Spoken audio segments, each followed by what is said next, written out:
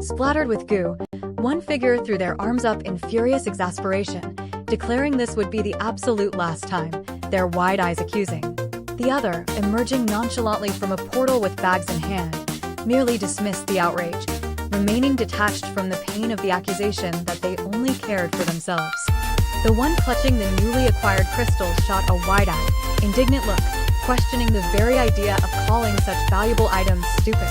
Facing them with exasperated, gore-splattered fury, the other raged about the monstrous ordeal endured for these supposedly insignificant gems. With eyes wide and hands gesturing in furious exasperation, one figure pleaded for the other to finally think of someone else, to use their advancements for good instead of causing trauma. The other, however, cast a dismissive look, calmly asserting that altruism was self-defeating, and true happiness lay in individual self-fulfillment. Their wide, confused eyes looked out with a wincing grimace, hands raised in an exasperated shrug. They voiced their genuine uncertainty about the lessons being imparted amidst the chaos.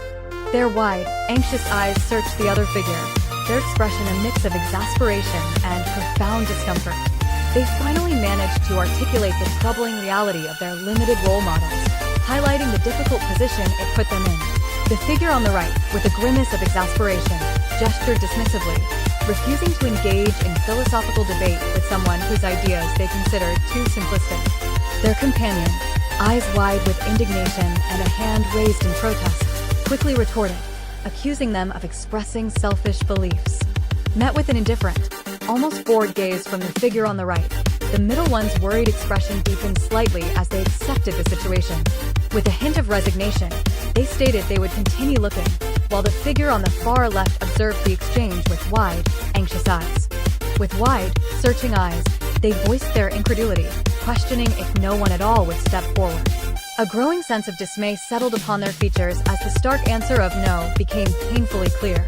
Bursting into the room with wide, anxious eyes and an outstretched arm, one figure frantically asked if anyone had seen their missing Titanic trading card set. The other met this outburst with a deeply unconcerned, almost annoyed stare, while a third looked on from the side with wide, startled eyes.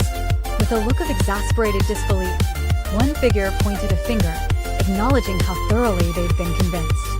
The other, eyes wide and a subtle smirk, savored their small triumph as the first reluctantly agreed they would make some space medicine. With tears streaming down their face and eyes wide in utter distress, one figure desperately clutched their phone. Nearby, two others looked on. One, with a bewildered shrug, questioned the reason for such intense sadness, while the other simply watched with wide, curious eyes. A desperate sob tore from one figure, their wide, anguished eyes looking up as they clutched at the other's arm. With bloodshot eyes and a deeply exasperated expression, the other stood rigid, seemingly overwhelmed by the raw emotional display. Following a harsh burp, one figure, eyes glancing away with an impatient air, announced it was time to go. Beside them, the other watched with wide, apprehensive eyes, their silent frown reflecting a lingering sense of distress. Sobs shook one figure, their gaze fixed mournfully on a device in their hands, tears flowing freely. A concerned companion watched with wide, worried eyes, while another figure on the far side drank deeply from a cup, eyes closed, seemingly oblivious to the distress. Tears streamed down their wide, anguished face, still clutching the device that held their recent heartbreak. With a pained, angry cry, they lashed out, revealing how a partner named Ethan had left them for someone else. Their gaze rolled upward, an open hand gesturing in exasperation as they declared they'd already reached their limit for tears. The previous outpourings had clearly taken their toll, leaving little patience for further emotional displays.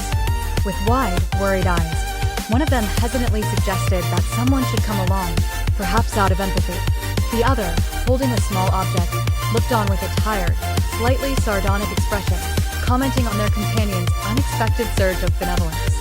With wide, worried eyes, one figure looked up, urgently insisting they truly needed to take action.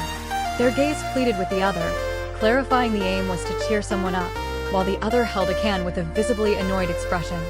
With tears streaming down their face, one figure clutched their phone, expressing profound feelings of being unwanted even by their closest relatives.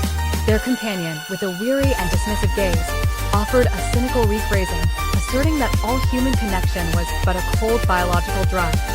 With hands thrown up in exasperation, one figure vehemently declared their refusal to drown in tears over what they deemed utterly trivial matters. Turning to the wide-eyed listener, they curtly dismissed certain collections as entirely worthless, no better than gathering carrots. The leftmost figure, holding a container, intently explained that a minority opinion didn't automatically make one an expert. The middle figure watched with a bewildered gaze, while the rightmost figure regarded the pronouncement with a deeply annoyed expression, phone still clutched in hand. Taking a drink, the leftmost figure spoke with cynical detachment, declaring monogamy a joke and questioning its perceived importance based on Earth's creature statistics. The youngest figure looked up, their eyes wide with distress and a tear forming. Beside them, the other figure stared forward, a bead of sweat on their brow reflecting a mix of shock and unease. With a tired, detached gaze, one figure cynically described humanity as nothing more than biological vessels. The other, watching with wide, exasperated eyes, could only offer a sarcastic remark on the perceived helpfulness of such a bleak declaration. With wide, earnest eyes, one figure began to speak about making a cure, only to be sharply cut off by the other. Their gaze filled with frustration, they indignantly declared their genius, insisting they hadn't forgotten a thing. With an exasperated gaze, one figure declared they wouldn't go to any place where they felt secondary to someone else. Beside them, another, holding a phone, cast wide, frustrated eyes upon the third, lamenting how long they'd been massaging their companion's pubescent feelings until they'd forgotten their objective, leaving the recipient of their words looking utterly dejected.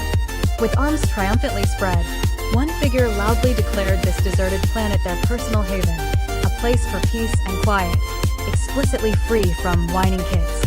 Another figure watched with wide, bewildered eyes, while the third stood by, their gaze fixed with an unmistakable air of unimpressed exasperation. The smaller figure, with wide and expectant eyes, looked to their disheveled companion for guidance. They wondered aloud if they were meant to milk monsters or if this was a more dire, mega seed situation, while the other, with a weary gaze and a drip from their mouth, seemed barely to register the inquiry. Gesturing expansively at the barren expanse, the taller figure revealed it as a familiar place for recovering from countless hangovers. The smaller figure looked up with wide, bewildered eyes, perhaps reevaluating their expectations for this proclaimed haven. The taller figure, flask held to their lips, offered a detached explanation about the necessity of unpleasant tasks for the sake of science, glancing casually back. With a weary grimace and hands splayed wide, the smaller figure sought confirmation, their eyes reflecting a resigned acceptance of this uncomfortable truth.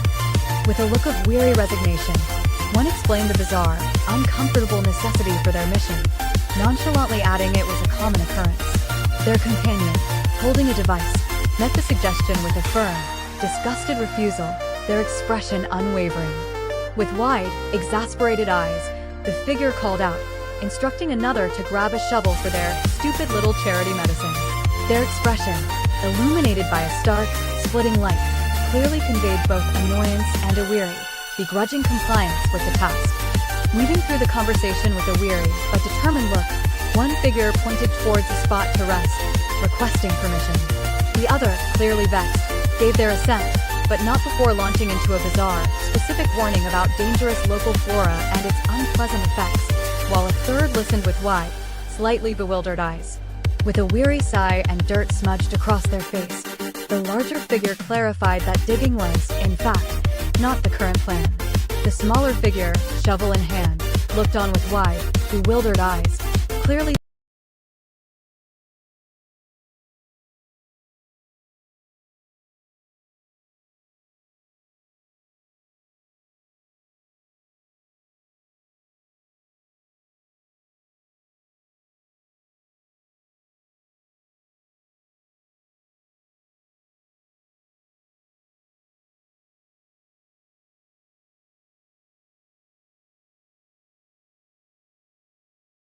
puzzled by the sudden reversal. With dirt already smudged across their face, the figure gripped the shovel firmly, their wide eyes and eager smile reflecting a surprising readiness for the task. They spoke, asking where they should begin, a burst of determination evident in their posture. Clutching the shovel, the figure offered a somewhat strained yet eager grin, their wide eyes trying to convey genuine enthusiasm for simple elbow grease. They affirmed, with a hint of nervous conviction, that this straightforward labor was a much better alternative to their usual, more chaotic methods.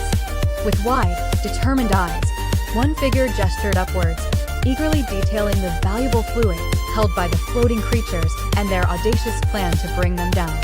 The other, shovel still in hand, stared back, utterly aghast at the sheer brutality implied by the task of securing the cure. With eyes closed, taking a casual sip from a cup, the figure nonchalantly reminded someone that sometimes difficult things must be done for science. A bead of sweat on their brow betrayed the environment, even as they firmly urged the other to simply begin the task. With wide, anxious eyes fixed on something above, they voiced their profound unease, clearly uncomfortable with whatever proposition had just been made. Their furrowed brow and slightly agape mouth underscored a palpable sense of apprehension. The individual holding a shovel firmly declared their current course of action unavoidable, explaining that their targets possessed formidable resilience. With wide, anxious eyes, their companion looked up, desperately pleading for an alternative, wondering if tranquilizing them was an option. The weary primary figure, eyes downcast at a tablet, Riley noted that while the place was indeed supposed to be deserted, the current unexpected activity was only slightly less terrible than an improv show. With a quizzical gaze, their companion confronted them, pointing out that they had previously assured them of the area's complete emptiness. With wide, frantic eyes and a grimace of extreme effort, they swung the shovel upwards, every muscle straining against the heavy implement. The hungry gazes of the monstrous creatures above confirmed the unavoidable, desperate defense they were forced to make. Their eyes, wide with sudden alarm and confusion, fixed on a distant point as they sharply extended an arm. With a slightly open mouth, they questioned aloud who that unknown figure could possibly be. With a theatrical gesture and a wide, confident grin, a flamboyant figure emerged, assuring them there was no cause for alarm as they announced their name. However, the axe-wielding individual stood poised with twin axes, their furrowed brow and wide, questioning eyes revealing only profound confusion. A bewildered expression clouded their face as they tried to grasp the grand adventures being described, while a confident finger playfully tapped their cheek. With a wide, mischievous grin, the flamboyant figure leaned in, affirming these tales of excitement were indeed true. Leaning in with a theatrical grin, the flamboyant figure enthusiastically promised grand adventures, lightly poking their bewildered companion to emphasize the thrill. Another companion, watching with a thoughtful expression, drew a comparison that visibly shocked the spiky-haired figure, who quickly asserted their own distinct sense of self. Recoiling in terror, the multi-eyed figure threw their hands up defensively, desperately warning their companion away from the helpless bystanders. The axe-wielding figure, eyes blazing with furious disappointment, demanded if these meager figures were truly the grand quarry promised, their blades thirsting for conquest. With wide, questioning eyes, they pressed a hand against the dark surface, wondering aloud if this confined space could truly be their promised ship. A hint of disbelief flickered in their gaze as they mused about its surprisingly small size. With wide, slightly frantic eyes, the multi-eyed figure gestured openly, excusing the departing individual's aggressive march towards the monolithic structure. They explained, a hint of concern in their gaze, that this one came from a civilization steeped in violence and was currently quite pent-up. With an expansive gesture and a wide, eager smile, the multi-eyed figure promised a comfortable journey through the wonders of the universe. Yet, as their hand rested on the other's shoulder, the individual's wide, slightly uncertain eyes and parted lips hinted at apprehension rather than excitement. The first figure, eyes heavy with fatigue, took a slow drink as they voiced their weariness with an uninspired joke. Beside them, the other burst into a boisterous laugh, wide-eyed and gesturing, clearly pleased with their own wit and hoping for agreement. With worried eyes, one figure desperately dug into the barren ground, while above them, strange creatures floated eerily. An exasperated voice then urged them to hurry, delivering a cynical tirade about setting a bad example. With a wide smile and a direct gaze, one figure declared no sight could ever be as awe-inspiring as the beauty before them. A soft blush bloomed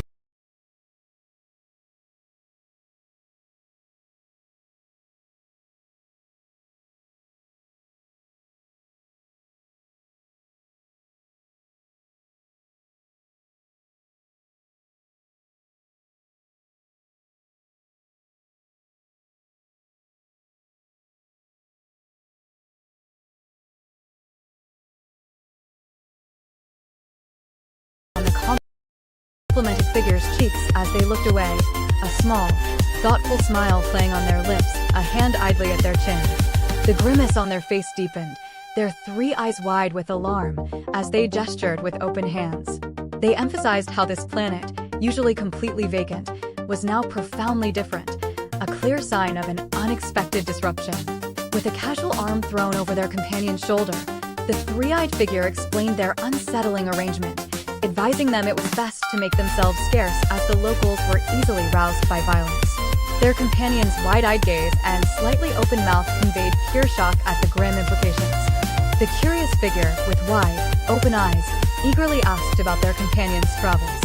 Holding their axes, the warrior began to answer, a grimace forming as a sudden, unsettling pop cut their words short. With an unblinking gaze, a robotic figure directly challenged the muscular individual, demanding to know what they lifted. The axe-wielding figure stared back, wide-eyed in surprise, as their companion watched the strange encounter unfold with an utterly bewildered expression. A playful demonstration of new cologne quickly escalated into an enthusiastic suggestion for shots among some figures, though one responded with a disbelieving gaze and an outstretched hand. The boisterous scene drew a wide-eyed, shocked exclamation from a powerful, axe-wielding individual, their companion looking on with a shared expression of bewilderment. Suddenly, their eyes widened in alarm, a deep frown creasing their brow as they perceived a rising threat. With a shout, they declared the sudden arrival of an enemy, their tense body language reflecting the gravity of the situation. Their eyes widened in sudden alarm as one figure recoiled from the sight of the assembled Robobros, exclaiming in disbelief at their unexpected arrival.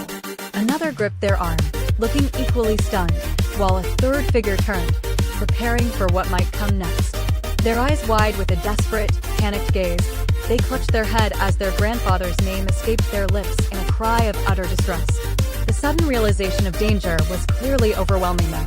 Their eyes wide with a frantic resolve, a savage grin stretched across their face as they brandished their glowing axes, shouting a fierce challenge of steel on steel to the metal men. Hidden behind a structure, another figure could only stare in wide-eyed shock at the sudden, explosive ferocity. With a defiant gaze, one robot issued a challenging call to come at them as another wound up a punch. Their ally, eyes wide with disbelief, questioned the escalating encounter, muttering, "Seriously, bro?" The defiance was short-lived as powerful metallic arms closed in, overwhelming their stance. With wide, panicked eyes and a grimace of struggle, they found their axe-wielding arm pinned, their strength unable to match the combined robotic might. Crouching low, their eyes wide with alarm, they braced themselves, a shovel clutched tight. The blink gazes of the massive, pink creatures loomed, pressing in from all sides, and a desperate resolve hardened their stance against the overwhelming presence.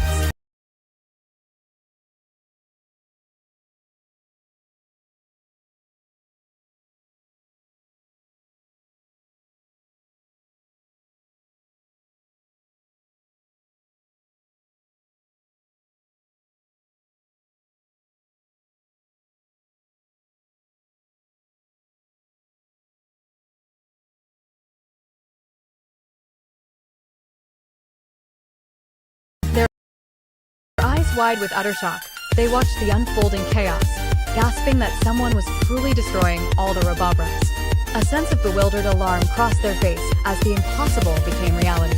Their sharp-toothed grin widened, yellow eyes gleaming with dark delight as they watched the unfolding chaos.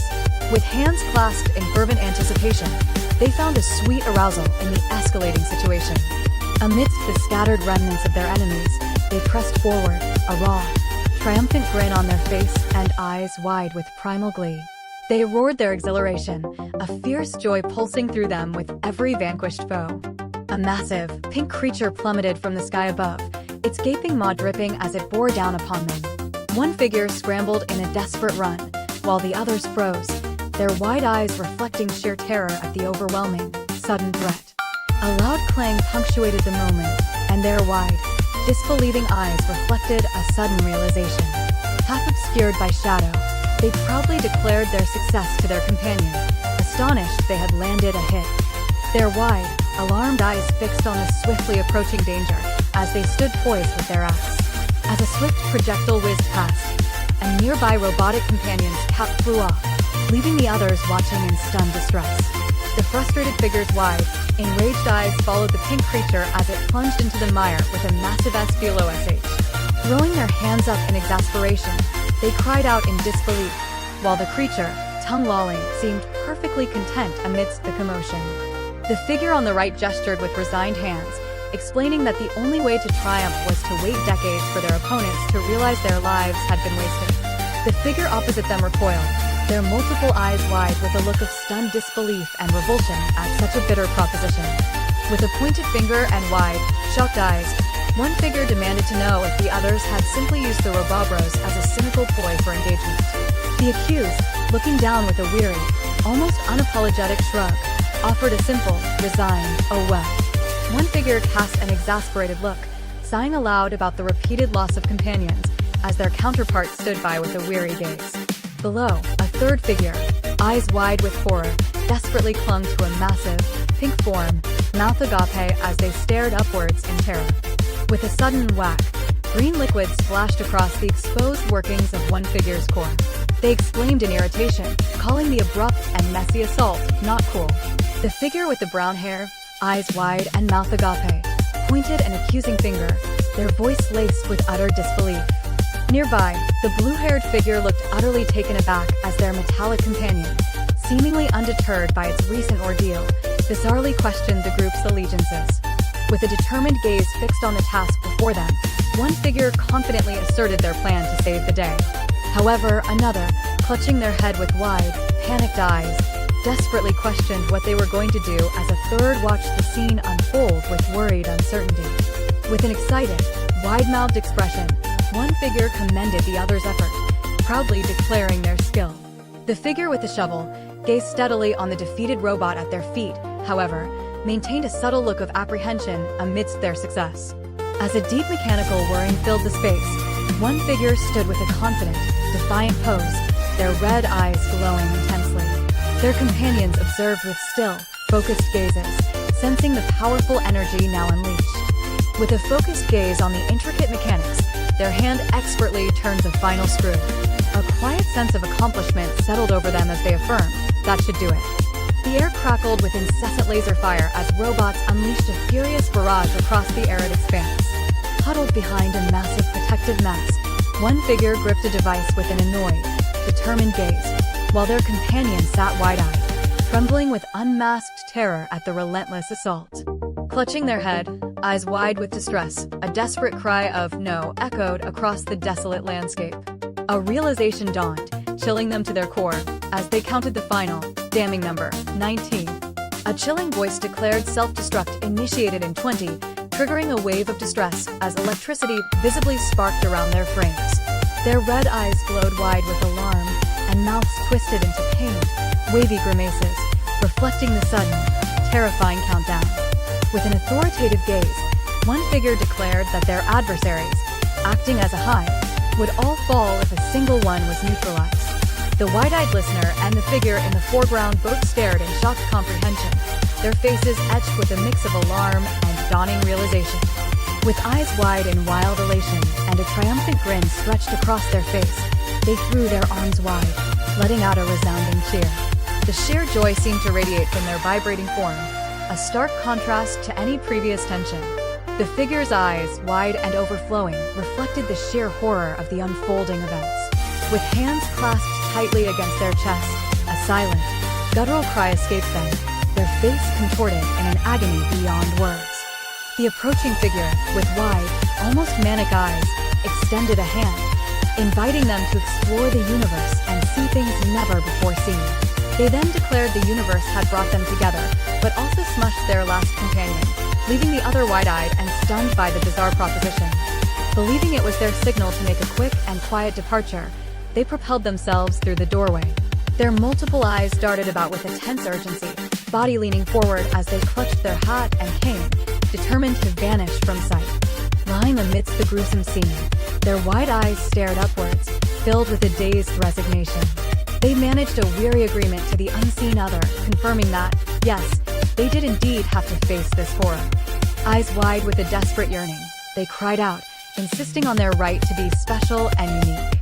Their agitated posture and pained expression conveyed the fervent longing to stand out. Trapped within a shimmering capsule, they looked out with a desperate yearning for adventure, insisting they, too, deserved to embark on journeys. From the desolate ground, the other figure turned their gaze, offering a peculiar warning to deter them. Below, the number 15 hung in the air, a quiet, melancholic observation. With a direct, almost casual gaze, one figure held up a strange device and creature, explaining its rather personal and invasive intended use. The other's eyes widened in profound dismay, lamenting the return of such peculiar and uncomfortable methods. Amidst the turbulent landscape, one figure, with wide, terrified eyes splattered with goo, one figure threw their arms up in furious exasperation, declaring this would be the absolute last time, their wide eyes accusing. The other, emerging nonchalantly from a portal with bags in hand, merely dismissed the outrage, remaining detached from the pain of the accusation that they only cared for themselves. The one clutching the newly acquired crystals shot a wide-eyed, indignant look, questioning the very idea of calling such valuable items stupid. Facing them with exasperated, gore-splattered fury, the other raged about the monstrous ordeal endured for these supposedly insignificant gems. With eyes wide and hands gesturing in furious exasperation, one figure pleaded for the other to finally think of someone else, to use their advancements for good instead of causing trauma. The other, however, cast a dismissive look, calmly asserting that altruism was self-defeating, and true happiness lay in individual self-fulfillment. Their wide, confused eyes looked out with a wincing grimace, hands raised in an exasperated shrug. They voiced their genuine uncertainty about the lessons being imparted amidst the chaos. Their wide, anxious eyes searched the other figure, their expression a mix of exasperation and profound discomfort. They finally managed to articulate the troubling reality of their limited role models, highlighting the difficult position it put them in. The figure on the right, with a grimace of exasperation, gestured dismissively, refusing to engage in philosophical debate with someone whose ideas they considered too simplistic. Their companion, eyes wide with indignation and a hand raised in protest, quickly retorted, accusing them of expressing selfish beliefs. Met with an indifferent, almost bored gaze from the figure on the right, the middle one's worried expression deepened slightly as they accepted the situation. With a hint of resignation, they stated they would continue looking, while the figure on the far left observed the exchange with wide, anxious eyes. With wide, searching eyes, they voiced their incredulity, questioning if no one at all would step forward. A growing sense of dismay settled upon their features as the stark answer of no became painfully clear. Bursting into the room with wide, anxious eyes and an outstretched arm, one figure frantically asked if anyone had seen their missing Titanic trading card set. The other met this outburst with a deeply unconcerned, almost annoyed stare, while a third looked on from the side with wide, startled eyes. With a look of exasperated disbelief, one figure pointed a finger, acknowledging how thoroughly they'd been convinced.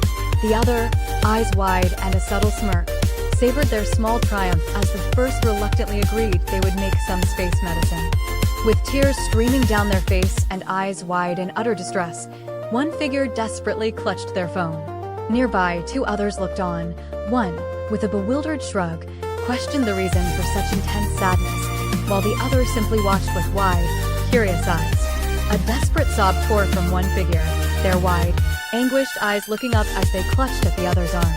With bloodshot eyes and a deeply exasperated expression, the other stood rigid, seemingly overwhelmed by the raw emotional display. Following a harsh burp, one figure, eyes glancing away with an impatient air, announced it was time to go.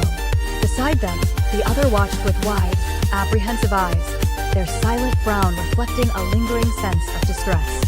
Sobs shook one figure, their gaze fixed mournfully on a device in their hands, tears flowing freely. A concerned companion watched with wide, worried eyes, while another figure on the far side drank deeply from a cup, eyes closed, seemingly oblivious to the distress. Tears streamed down their wide, anguished face, still clutching the device that held their recent heartbreak. With a pained, angry cry, they lashed out, revealing how a partner named Ethan had left them for someone else. Their gaze rolled upward, an open hand gesturing in exasperation as they declared they'd already reached their limit for tears. The previous outpourings had clearly taken their toll, leaving little patience for further emotional displays. With wide, worried eyes, one of them hesitantly suggested that someone should come along, perhaps out of empathy. The other, holding a small object, looked on with a tired, slightly sardonic expression, commenting on their companion's unexpected surge of benevolence.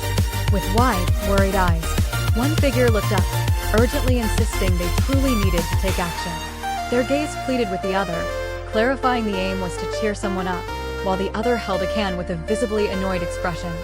With tears streaming down their face, one figure clutched their phone, expressing profound feelings of being unwanted even by their closest relatives. Their companion, with a weary and dismissive gaze, offered a cynical rephrasing, asserting that all human connection was but a cold biological drive. With hands thrown up in exasperation, one figure vehemently declared their refusal to drown in tears over what they deemed utterly trivial matters. Turning to the wide-eyed listener, they curtly dismissed certain collections as entirely worthless, no better than gathering carrots.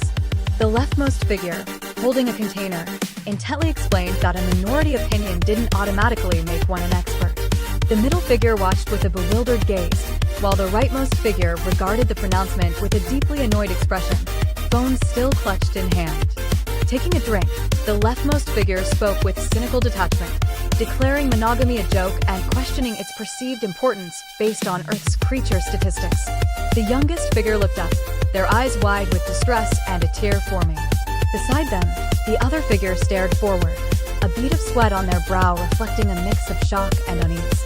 With a tired, detached gaze, one figure cynically described humanity as nothing more than biological vessels. The other, watching with wide, exasperated eyes, could only offer a sarcastic remark on the perceived helpfulness of such a bleak declaration. With wide, earnest eyes, one figure began to speak about making a cure, only to be sharply cut off by the other.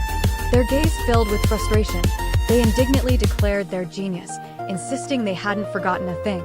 With an exasperated gaze, one figure declared they wouldn't go to any place where they felt secondary to someone else.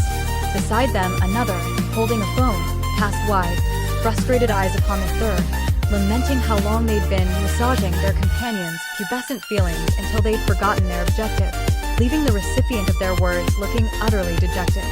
With arms triumphantly spread, one figure loudly declared this deserted planet their personal haven, a place for peace and quiet, explicitly free from whining kids.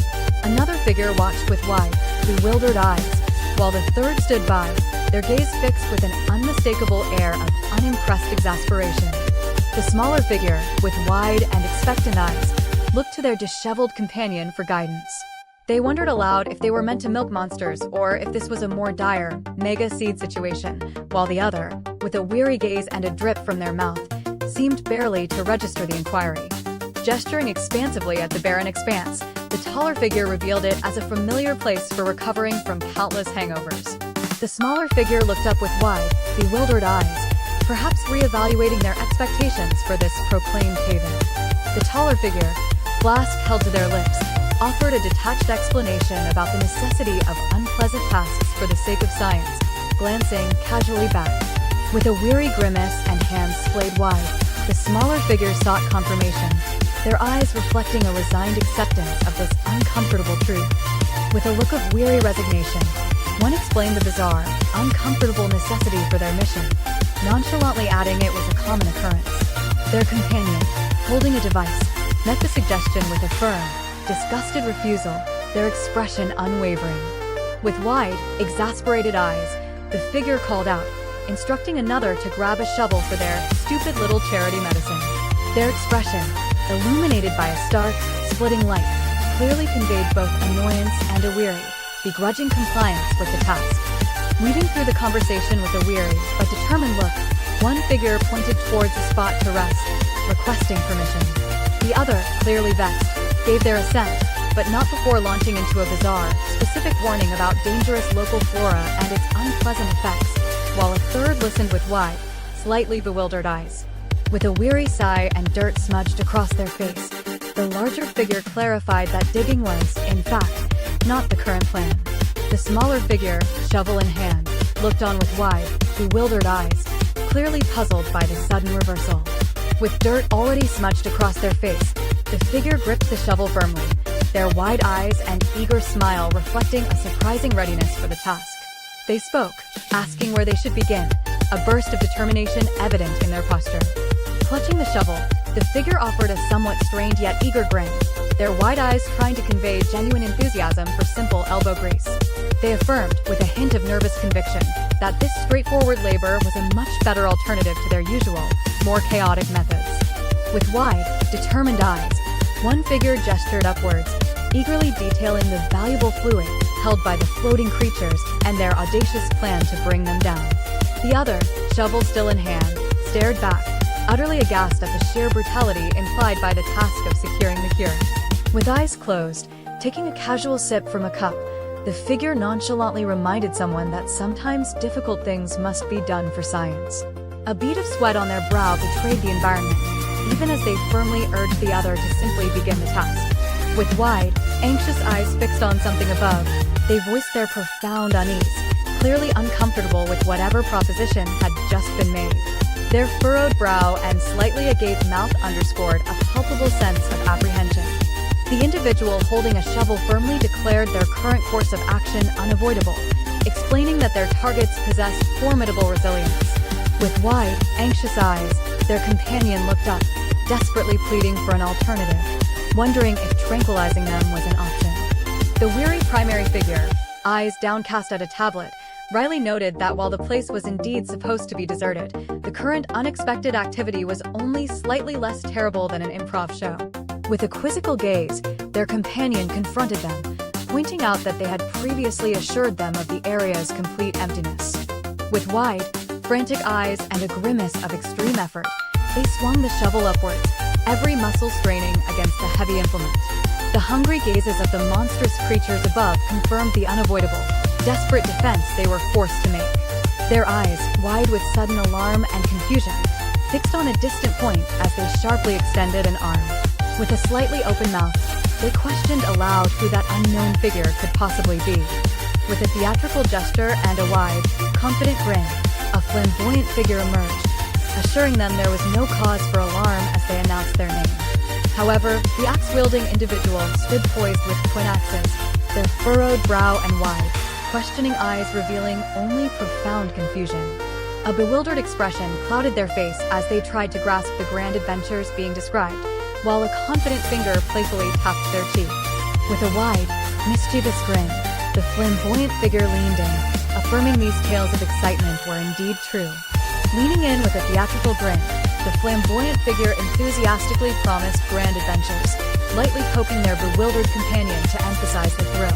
Another companion, watching with a thoughtful expression, drew a comparison that visibly shocked the spiky-haired figure, who quickly asserted their own distinct sense of self. Recoiling in terror, the multi-eyed figure threw their hands up defensively, desperately warning their companion away from the helpless bystanders. The axe-wielding figure, eyes blazing with furious disappointment, demanded if these meager figures were truly the grand quarry promised, their blades thirsting for conquest. With wide, questioning eyes, they pressed a hand against the dark surface, wondering aloud if this confined space could truly be their promised ship. A hint of disbelief flickered in their gaze as they mused about its surprisingly small size. With wide, slightly frantic eyes, the multi-eyed figure gestured openly, excusing the departing individual's aggressive march towards the monolithic structure. They explained, a hint of concern in their gaze, that this one came from a civilization steeped in violence and was currently quite pent up. With an expansive gesture and a wide, eager smile, the multi-eyed figure promised a comfortable journey through the wonders of the universe. Yet, as their hand rested on the other's shoulder, the individual's wide, slightly uncertain eyes and parted lips hinted at apprehension rather than excitement. The first figure, eyes heavy with fatigue, took a slow drink as they voiced their weariness with an uninspired joke. Beside them, the other burst into a boisterous laugh, wide-eyed and gesturing, clearly pleased with their own wit and hoping for agreement. With worried eyes, one figure desperately dug into the barren ground, while above them, strange creatures floated eerily. An exasperated voice then urged them to hurry, delivering a cynical tirade about setting a bad example. With a wide smile and a direct gaze, one figure declared no sight could ever be as awe-inspiring as the beauty before them. A soft blush bloomed on the complimented figure's cheeks as they looked away, a small, thoughtful smile playing on their lips, a hand idly at their chin. The grimace on their face deepened, their three eyes wide with alarm, as they gestured with open hands. They emphasized how this planet, usually completely vacant, was now profoundly different, a clear sign of an unexpected disruption. With a casual arm thrown over their companion's shoulder, the three-eyed figure explained their unsettling arrangement, advising them it was best to make themselves scarce as the locals were easily roused by violence. Their companion's wide-eyed gaze and slightly open mouth conveyed pure shock at the grim implications. The curious figure, with wide, open eyes, eagerly asked about their companion's travels. Holding their axes, the warrior began to answer, a grimace forming as a sudden, unsettling pop cut their words short. With an unblinking gaze, a robotic figure directly challenged the muscular individual, demanding to know what they lifted. The axe-wielding figure stared back, wide-eyed in surprise, as their companion watched the strange encounter unfold with an utterly bewildered expression. A playful demonstration of new cologne quickly escalated into an enthusiastic suggestion for shots among some figures, though one responded with a disbelieving gaze and an outstretched hand. The boisterous scene drew a wide-eyed, shocked exclamation from a powerful, axe-wielding individual, their companion looking on with a shared expression of bewilderment. Suddenly, their eyes widened in alarm, a deep frown creasing their brow as they perceived a rising threat. With a shout, they declared the sudden arrival of an enemy, their tense body language reflecting the gravity of the situation. Their eyes widened in sudden alarm as one figure recoiled from the sight of the assembled Robobros, exclaiming in disbelief at their unexpected arrival. Another gripped their arm, looking equally stunned, while a third figure turned, preparing for what might come next. Their eyes wide with a desperate, panicked gaze, they clutched their head as their grandfather's name escaped their lips in a cry of utter distress. The sudden realization of danger was clearly overwhelming them. Their eyes wide with a frantic resolve, a savage grin stretched across their face as they brandished their glowing axes, shouting a fierce challenge of steel on steel to the metal men. Hidden behind a structure, another figure could only stare in wide-eyed shock at the sudden, explosive ferocity. With a defiant gaze, one robot issued a challenging call to come at them as another wound up a punch. Their ally, eyes wide with disbelief, questioned the escalating encounter, muttering, "Seriously, bro?" The defiance was short-lived as powerful metallic arms closed in, overwhelming their stance. With wide, panicked eyes and a grimace of struggle, they found their axe-wielding arm pinned, their strength unable to match the combined robotic might. Crouching low, their eyes wide with alarm, they braced themselves, a shovel clutched tight. The blank gazes of the massive, pink creatures loomed, pressing in from all sides, and a desperate resolve hardened their stance against the overwhelming presence. Their eyes wide with utter shock, they watched the unfolding chaos, gasping that someone was truly destroying all the Robobros. A sense of bewildered alarm crossed their face as the impossible became reality. Their sharp-toothed grin widened, yellow eyes gleaming with dark delight as they watched the unfolding chaos. With hands clasped in fervent anticipation, they found a sweet arousal in the escalating situation. Amidst the scattered remnants of their enemies, they pressed forward, a raw, triumphant grin on their face and eyes wide with primal glee. They roared their exhilaration, a fierce joy pulsing through them with every vanquished foe. A massive, pink creature plummeted from the sky above, its gaping maw dripping as it bore down upon them. One figure scrambled in a desperate run, while the others froze, their wide eyes reflecting sheer terror at the overwhelming, sudden threat. A loud clang punctuated the moment, and their wide, disbelieving eyes reflected a sudden realization. Half obscured by shadow, they proudly declared their success to their companion, astonished they had landed a hit. Their wide, alarmed eyes fixed on the swiftly approaching danger as they stood poised with their axe. As a swift projectile whizzed past, a nearby robotic companion's cap flew off, leaving the others watching in stunned distress. The frustrated figure's wide, enraged eyes followed the pink creature as it plunged into the mire with a massive S below SH. Throwing their hands up in exasperation, they cried out in disbelief, while the creature, tongue lolling, seemed perfectly content amidst the commotion. The figure on the right gestured with resigned hands, explaining that the only way to triumph was to wait decades for their opponents to realize their lives had been wasted. The figure opposite them recoiled, their multiple eyes wide with a look of stunned disbelief and revulsion at such a bitter proposition. With a pointed finger and wide, shocked eyes, One figure demanded to know if the others had simply used the Robobros as a cynical ploy for engagement. The accused, looking down with a weary, almost unapologetic shrug, offered a simple, resigned, "Oh well." One figure cast an exasperated look, sighing aloud about the repeated loss of companions, as their counterpart stood by with a weary gaze. Below, a third figure, eyes wide with horror, desperately clung to a massive, pink form, mouth agape as they stared upwards in terror. With a sudden whack, green liquid splashed across the exposed workings of one figure's core. They exclaimed in irritation, calling the abrupt and messy assault not cool. The figure with the brown hair, eyes wide and mouth agape, pointed an accusing finger, their voice laced with utter disbelief. Nearby, the blue-haired figure looked utterly taken aback as their metallic companion, seemingly undeterred by its recent ordeal, bizarrely questioned the group's allegiances. With a determined gaze fixed on the task before them, one figure confidently asserted their plan to save the day. However, another, clutching their head with wide, panicked eyes, desperately questioned what they were going to do as a third watched the scene unfold with worried uncertainty. With an excited, wide-mouthed expression, one figure commended the other's effort, proudly declaring their skill. The figure with the shovel gazed steadily on the defeated robot at their feet, however, maintained a subtle look of apprehension amidst their success. As a deep mechanical whirring filled the space, one figure stood with a confident, defiant pose, their red eyes glowing intensely. Their companions observed with still, focused gazes, sensing the powerful energy now unleashed. With a focused gaze on the intricate mechanics, their hand expertly turned the final screw. A quiet sense of accomplishment settled over them as they affirmed, "That should do it." The air crackled with incessant laser fire as robots unleashed a furious barrage across the arid expanse. Huddled behind a massive protective mass, one figure gripped a device with an annoyed, determined gaze, while their companion sat wide-eyed, trembling with unmasked terror at the relentless assault. Clutching their head, eyes wide with distress, a desperate cry of "no" echoed across the desolate landscape. A realization dawned, chilling them to their core, as they counted the final, damning number, 19. A chilling voice declared self-destruct initiated in 20, triggering a wave of distress as electricity visibly sparked around their frames.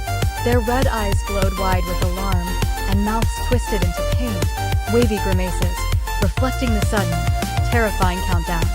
With an authoritative gaze, one figure declared that their adversaries, acting as a hive, would all fall if a single one was neutralized.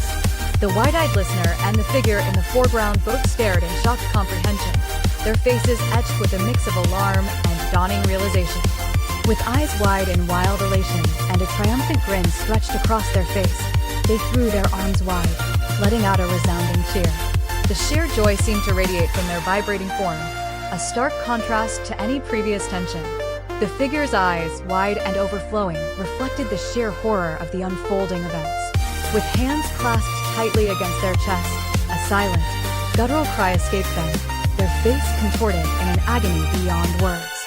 The approaching figure, with wide, almost manic eyes, extended a hand, inviting them to explore the universe and see things never before seen. They then declared the universe had brought them together, but also smushed their last companion, leaving the other wide-eyed and stunned by the bizarre proposition. Believing it was their signal to make a quick and quiet departure, they propelled themselves through the doorway.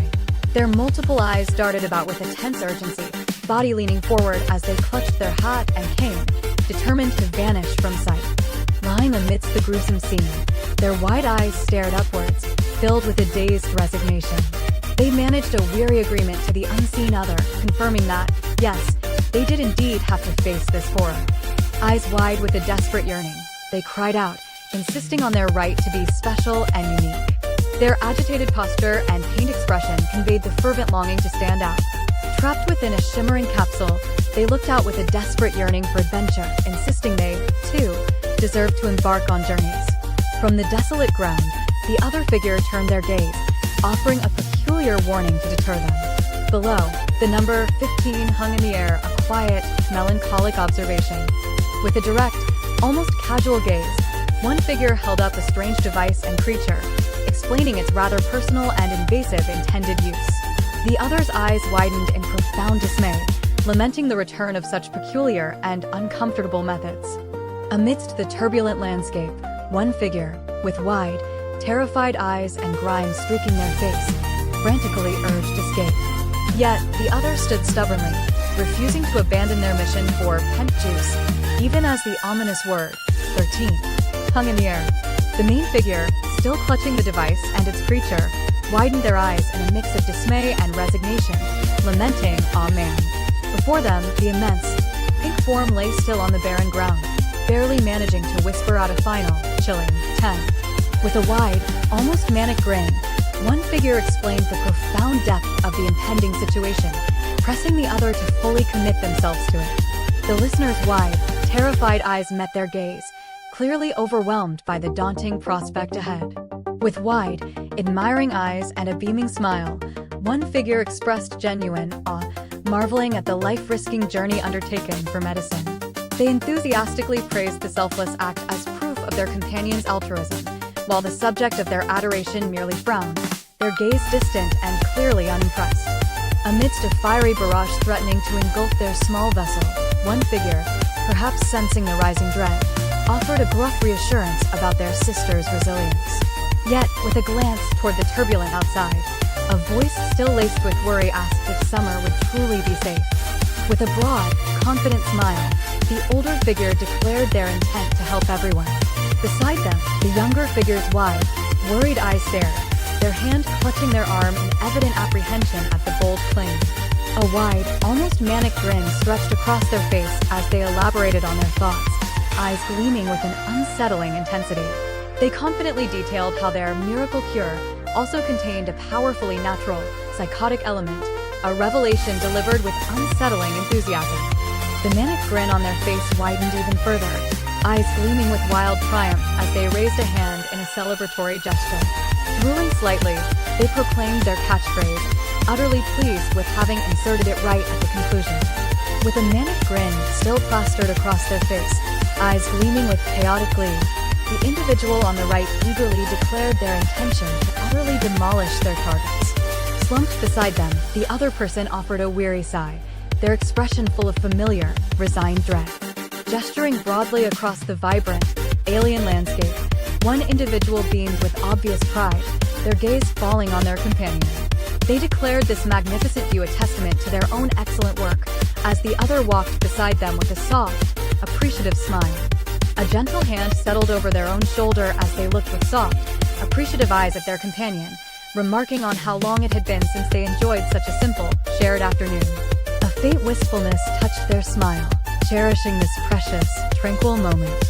With a wide, proud grin, one individual affectionately draped an arm around the other, gesturing enthusiastically at the beautiful vista and boasting they made an excellent team, even joking about taking them on full time. The other, holding a picnic basket, looked up at the stunning view with an open-mouthed appreciation, confirming its beauty. Interrupted mid-snack, the individual's half-lidded eyes slowly focused as a persistent, low rumble intruded upon their moment. With crumbs clinging to their face, they asked, disoriented, about the source of the unexpected sound. Retracting their earlier words with a chuckle, the individual with spiky hair was utterly consumed by the snack's explosive flavor, eyes wide with pure, messy delight. Their companions simply observed the enthusiastic indulgence, a picnic basket held steady in their hands. With wide, hungry eyes fixed on the picnic basket, the spiky-haired individual dismissed any concerns, a trickle of drool betraying their true desire. Eagerly reaching out, they proclaimed their presence was solely for the others' cookies, who met their directness with a knowing, slightly surprised gaze. The spiky-haired individual, arms crossed and a detached expression, casually remarked on their pursuer's slow pace. Beside them, the blonde-haired figure's eyes widened in shock as armed, horse-headed figures emerged from a ship, one shouting the individual's name with intense resolve. With a loud VRR, a spacecraft fired its laser, drawing the blonde-haired individual's wide, concerned gaze upwards. The spiky-haired one, a hint of drool at their mouth, exhaled in an exasperated sigh, clearly recognizing the troublesome arrival as an unwelcome distraction. With wide, disbelieving eyes, the spiky-haired individual questioned if their companion had truly sold what they pursued.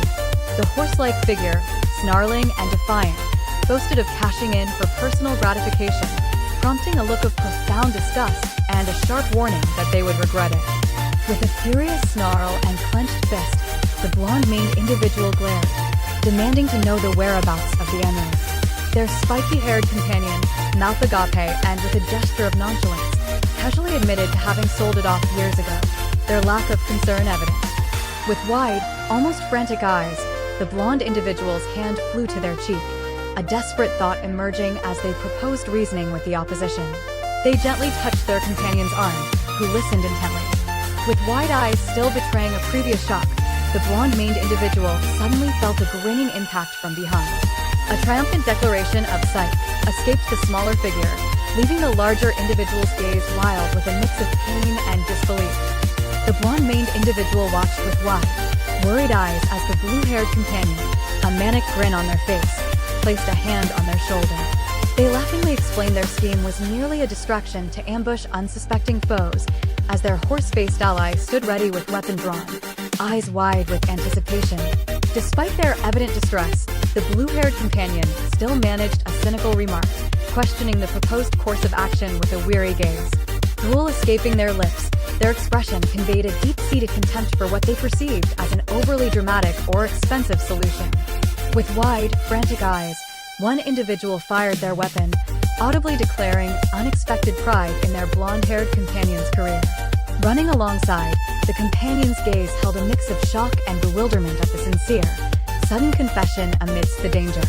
Amidst the chaotic barrage of incoming fire, one individual, eyes wide with frantic urgency, desperately shouted for another to run and find cover. As a large companion reeled from the brutal impacts, their gaze held a grim, protective determination. With a weary, half-lidded gaze and a trail of green drool, one individual gestured broadly, insisting they were occupied with a task and requesting assistance. Their suggestion that the other lend a hand, citing their purported expertise, was met with a wide-eyed, slightly bewildered stare as they held their own peculiar device. As laser blasts shredded the wall, one figure cowered, hands clutched to their head and eyes shut tight in desperate fear, pleading for immediate action. Behind them, another individual aimed a formidable weapon with a grim, wide-eyed gaze, ready to face the chaotic threat head-on. Their wide, worried eyes fixed on the imposing presence beside them, one individual hesitantly voiced their inability to comply, stating that killing was against their ethics as a doctor. Clutching the device tightly, they couldn't bring themselves to do what was asked. With a kind, reassuring smile, a caregiver promised they would take good care of Bernie. Standing steadily beside the gentle horse, their gaze conveyed a quiet confidence, dispelling any lingering worries. With an enraged snarl, the imposing figure bared their teeth, their narrowed eyes fixed on the one before them. Weapons gripped tightly and nostrils flaring with a furious puff of air, they radiated a terrifying, unbridled rage. Stepping out from behind cover, a tense resolve hardened their features as they leveled their weapon. One eye wide with focus, the other squinted for precision, their unwavering gaze locked onto the unseen threat before them. As a violent SVHCH erupted, sending debris scattering, a raw ARGH tore from their throat, eyes squeezed shut in shock. One hand pressed against their chest, while the other, still gripping the weapon, remained poised at their temple, reflecting a moment of profound despair amidst the chaos. With a furious, spittle-flecked outburst, one figure desperately challenged any moral objections, arguing that brutal action was essential to avoid their own demise. The other, clutching their weapon, stared back with wide, startled eyes, visibly overwhelmed by the raw urgency of the situation. Eyes wide and streaming with tears, they cried out a desperate apology, their voice thick with anguish. Beside them, the air crackled violently as a blinding red energy pulsed, a harsh counterpoint to their profound regret. With intensely wide, sparkling eyes, the creature's gaze seemed to fixate on a target, mentally urging decisive, even violent action against them. Simultaneously, from the same unsettlingly earnest expression, came a gentle assurance that Bernie would be looked after with the utmost care. With tears streaming and eyes wide with anguish, they trembled, hearing the desperate cry to kill it. Their arm extended, gripping the device, they could only utter a pain, "I'm sorry," as they faced the dreadful task. Amidst the gory scene of the operating table, one figure cried out in anguish, "I'm sorry," their face a mask of tears and regret. The surrounding medical staff watched with wide, horrified eyes, frozen by the shocking display. With eyes wide and flooded with tears, they let out a prolonged, agonizing scream, their face twisted in despair. Clutching the bloodied instrument, they cried out in anguished apology, deeply regretting the unfolding horror. The disarray of blueprints and half-built contraptions laid across the desk quietly reflected a mind battling constant demands.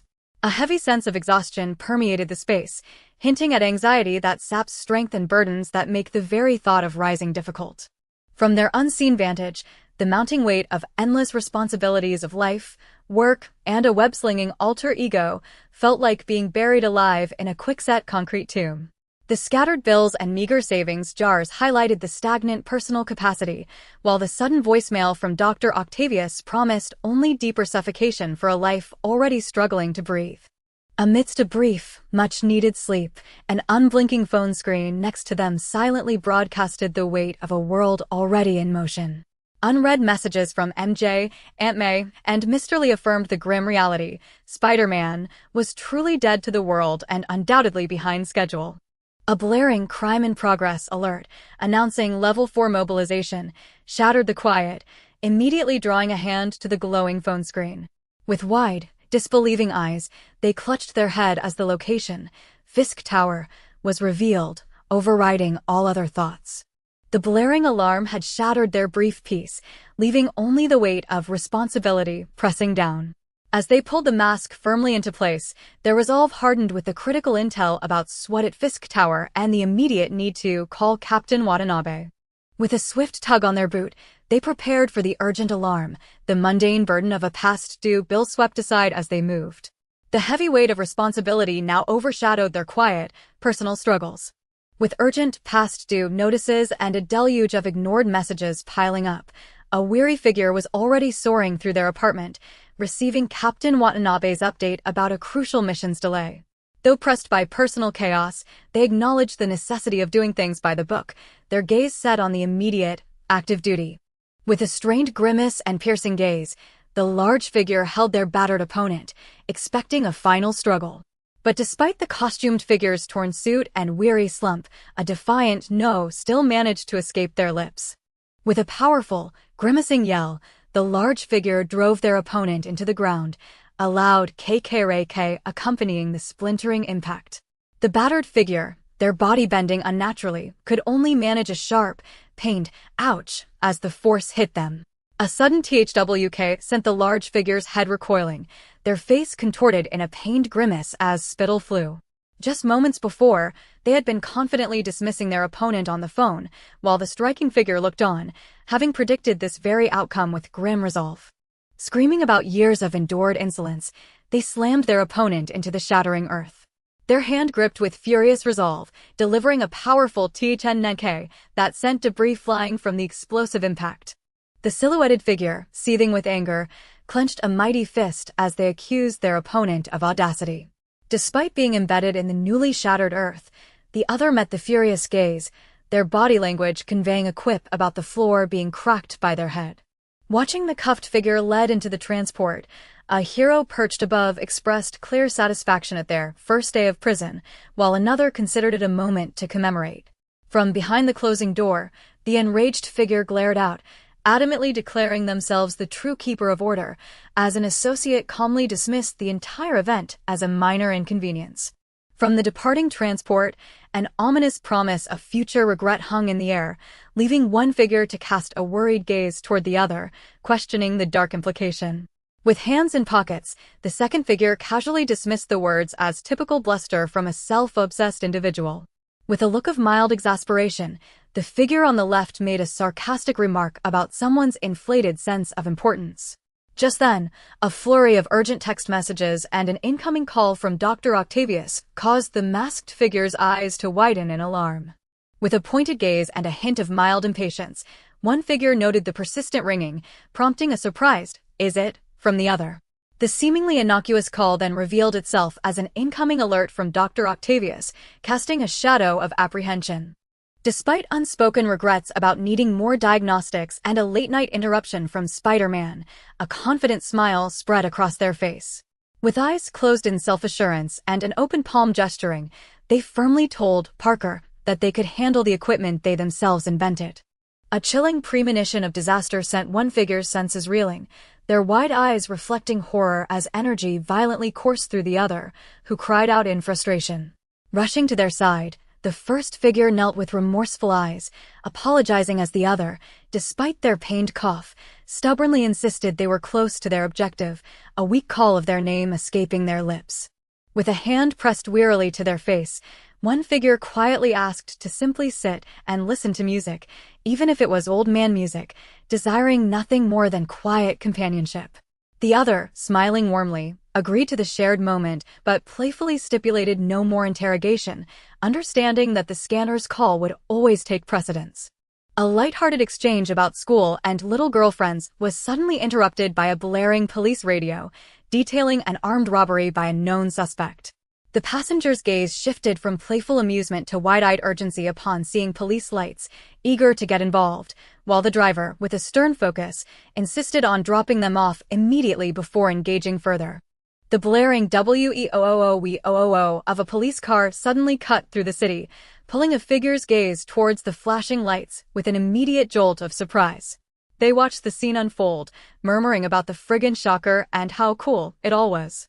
Later that night, the television screen broadcast news of a costly battle, property damage tallied in the millions, as a figure intently worked on repairing their damaged gear. They muttered about the need for an upgrade, while another watched with a gentle, reflective smile.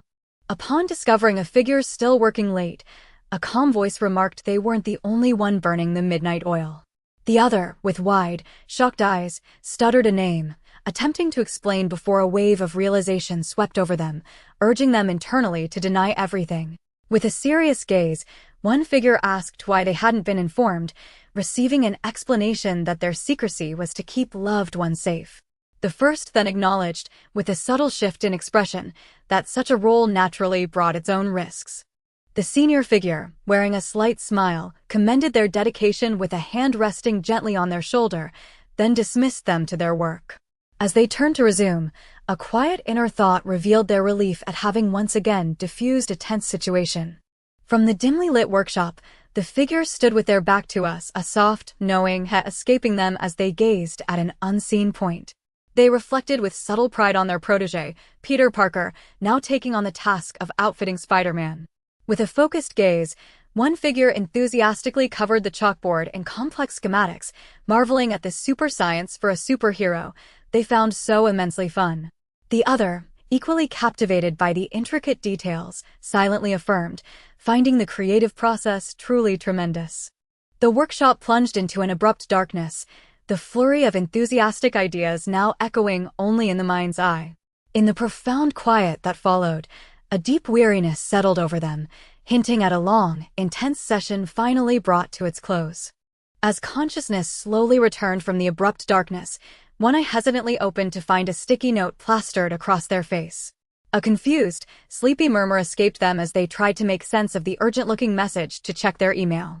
As the esteemed reputation of Dr. Otto Octavius, a genius and innovator, filled their thoughts, their eyes widened in profound disbelief. With a hand raking through their hair, they grappled with the perplexing realization that such a magnificent mind resorted to unexpectedly simple methods for communicating.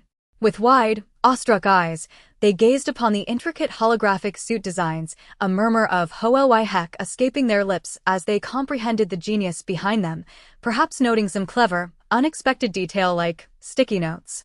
Simultaneously, a sharp, automated warning glowed, emphasizing the secrecy of these remarkable schematics. Their eyes, wide with a mix of awe and chagrin, fixated on the elegant design, acknowledging its streamlined simplicity and wondering why they hadn't conceived it themselves. A slight, humbled smile played on their lips as they conceded the old man had truly taught them a lesson.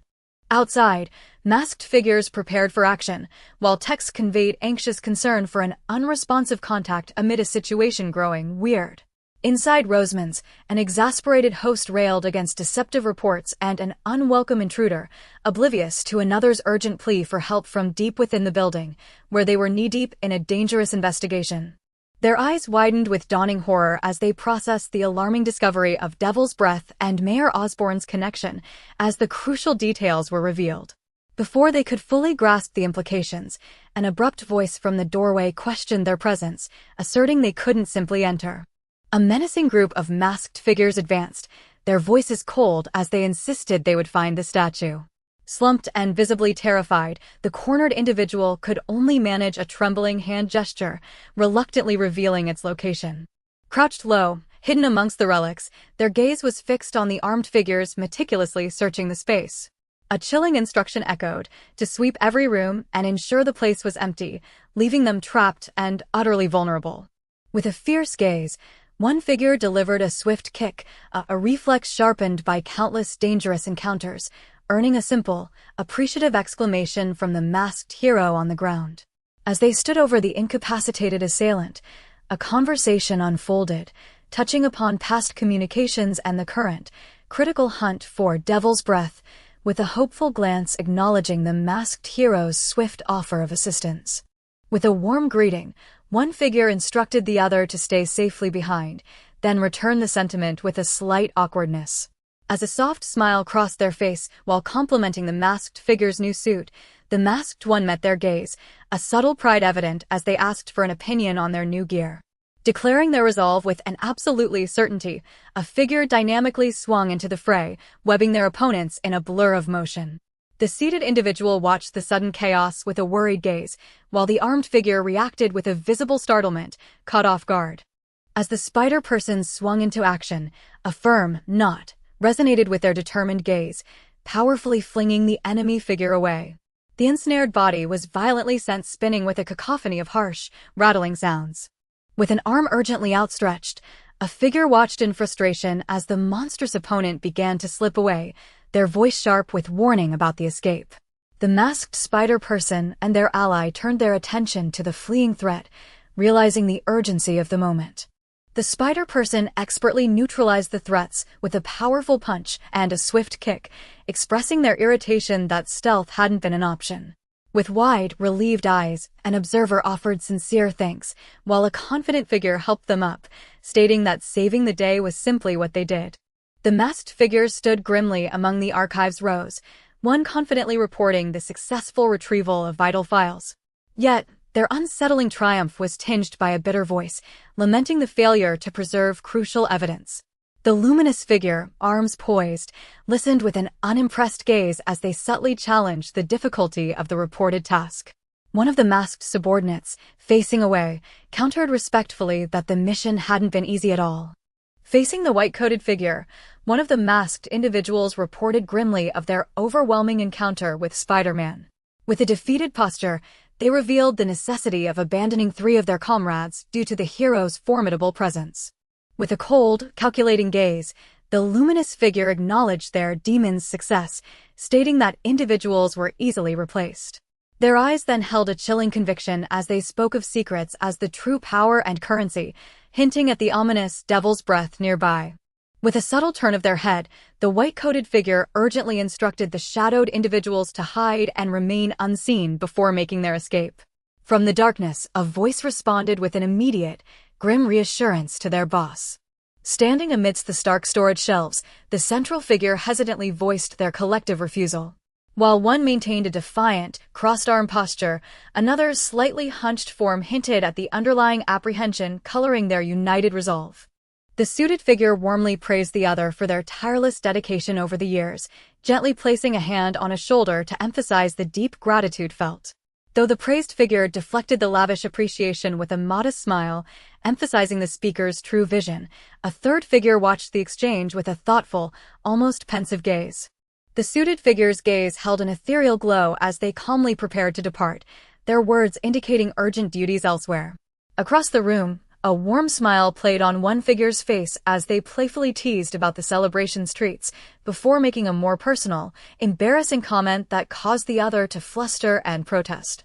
Lying sprawled on their apartment floor, a quiet sigh escaped them as they pondered the personal narrative due for Mrs. Ramirez's class. Though typically confident with assignments, their gaze lingered on the smiling faces in the nearby reflection, suggesting a deeper, perhaps challenging, introspection ahead. Lying amidst textbooks and a discarded hoodie, a deep sigh escaped them as they pondered an unusual assignment. A normal essay would have been no problem, but the thought of a weird story about their personal life left them utterly bewildered, their mind echoing a resounding why. Lying on their stomach with headphones on, they meticulously wrote in a notebook, their brows slightly furrowed in deep concentration. A silent voice inside recognized the grand narratives of a super cop dad, the kind of stories people read, but worried their own adventures as an average teenager held no such appeal. Deep in concentration, a pen rested in their mouth as their wide eyes darted to a new message, inquiring what they were doing. Their concise reply, simply Trig, was instantly met with an entirely unsurprised, yet disgusted, reaction. With wide, alarmed eyes and an open mouth, a figure in the doorway gestured frantically, a sudden, urgent sound escaping them. Oblivious, the other remained absorbed in their phone, having just received a message about a new Spidey and hastily typing a request for a link. Absorbed in the chaotic images on screen, featuring a figure battling a swarm, they listened through their headphones. A familiar update about Gank fighting a bunch of bees was met with a resigned, yeah, indicating a strange, yet unalarming, familiarity with the unfolding events. The figure twisted in the air, a web whipping from their wrist to ensnare the advancing swarm of bees. They grimly articulated the threat, explaining this swarm was a sentient hive mind, a truly bizarre foe to contend with. The person wearing headphones intently watched the chaotic battle unfold on their device, as messages called the scenario a nightmare and wondered if the hero might be allergic. To their left, a figure emerged, their wide eyes reflecting shock and concern as they clutched their jacket, an indistinct sound of apprehension escaping them. Caught mid-action, the figure unleashed crackling webs infused with electric energy, ensnaring both the aggressive swarm and their masked opponent.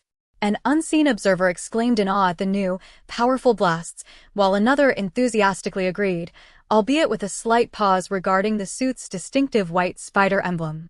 Caught off guard, their wide eyes widened slightly in surprise as an adult's voice cut through their concentration, urging them to get ready for school and pull themselves away from their device. A sheepish, stuttered apology followed, acknowledging they were completely engrossed. The figure on the left, adjusting their collar with a stern look, lamented about constant lateness caused by trying to do too much at once. With a wide, bright smile, the middle figure playfully countered that multitasking and video games actually made them smarter, while the figure on the right watched their exchange with a soft, knowing gaze, echoing the claim with gentle amusement. With a soft, knowing smile, one offered a gentle chide about gathering tomorrow, watching as the other, eyes wide and hungry amidst a stack of books, urgently requested more food. Already rushing, their mind was a whirlwind of superhero fan theories as they dashed through the city streets. Amidst the urban chaos, the spider-suited figure tried to reassure their companion who, with a worried gaze, voiced concerns about escalating threats. As a phone began to ring insistently with a call from Dr. Octavius, the companion looked on with a mix of concern and slight exasperation, receiving only a brief confirmation that the call was indeed heard. Clinging to the building, the spider-suited figure urgently apologized for their lateness, explaining they had been held up but would arrive soon. However, a solemn voice from the debris-strewn street below abruptly dismissed their efforts, stating there was no longer any reason to come. A pained expression crossed their face as they learned their project's funding was cut, with others reacting in disbelief at the sudden news. Holding the phone tightly, they adamantly declared their unwavering commitment, resolving to continue on, as it was the only thing they knew how to do. The spider-suited figure's wide eyes conveyed their shock as the other expressed regret, stating they could no longer afford to pay them and would have to proceed alone. Raising a hand in earnest protest, they immediately rejected the notion, passionately vowing to make it work and promising not to leave them behind. Noticing the spider-suited figure slumped wearily on the pavement, the one in the dark jacket inquired if everything was all right. Though met with a sarcastic dismissal about superhero problems, a direct question revealed the true burden, as the other, shoulders hunched, quietly conceded things were indeed not okay. As night fell over Fisk's shipyard, a sudden quiet made them pause in anticipation. Crouched low, the spider-suited figure debated bending the rules of entry, even as they reflected on the constant tightrope walk between heroism and legality, a struggle physically emphasized by their chafing suit. From a nearby vehicle, a determined gaze underscored the necessity of adhering to procedure, firmly rejecting any notion of vigilantes trespassing or performing illegal searches. With a gentle smirk, Officer Davis introduced themselves, prompting the spider-suited figure to awkwardly offer their own name. A warmth entered the officer's eyes as they then playfully admitted their son was an enthusiastic, loud fan, causing the spider-suited one to offer an apologetic nod. One figure voiced immediate concern about the extra effort and legality involved in breaking down the imposing metal doors. The other, standing unfazed, simply dismissed their apprehension, implying their course of action was clear. A sudden crash ripped through the silence as a truck burst through the structure, sending a uniformed figure stumbling back with wide, shocked eyes, while the spider-suited figure, mid-swing, urgently called out a warning. As they swung away, the hero cautioned about dangerous demon guys, prompting one figure to pursue while another promised to catch up with a determined gaze. With a look of intense focus, a figure in a patrol car urgently reported the armored truck's departure from Fisk's warehouse.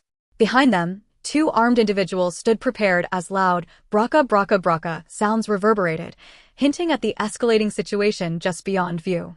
Eyes wide with urgency, the officer vehemently confirmed the presence of black suits, demon masks, and machine guns to the person on the other end of the line.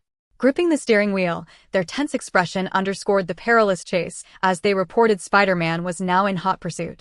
"Be careful, Jefferson," came the warning as a police cruiser spun back with a violent crush through the narrow space. The driver was intent on backing someone up, yet the internal acknowledgement of or trying spoke volumes about the escalating, desperate struggle. The widening of their eyes reflected a burgeoning alarm as they tentatively questioned the ominous turn of events. A moment later, with undeniable horror, a shocked, visceral cry erupted from them, leaving no doubt about the severity of the situation. Clinging precariously amidst the wreckage, the masked figure offered a strained, "Sorry, Captain," for the chaotic events that had just unfolded. Above, a pair of wide, alarmed eyes reflected the intense fallout, witnessing the heavy cost of the moment. With an intense, unwavering gaze fixed on the road ahead, they abruptly ended their conversation, indicating they would have to call back. A powerful VRM erupted from the engine, propelling them forward with urgent speed. The officer turned their head with a slight air of correction, as the masked figure, perched casually on an ambulance, playfully observed the reporter's knack for appearing at exciting incidents, even teasing about their newfound importance. Despite the distraction, the reporter maintained a focused gaze, professionally relaying news of an injured officer's expected recovery. An inquiry about them saving Spider-Man's life was met with a modest, dismissive turn of their head. The masked figure, holding an .4 bag, watched with wide, curious eyes as the first continued, insisting on the overwhelming number of eyewitnesses. With an earnest, persistent gaze and an outstretched hand, one figure identified themselves as a reporter, confirming a past action. But the officer, turning away, raised a firm, dismissive hand, stating plainly they were a police officer, not a headline, and had no further comment.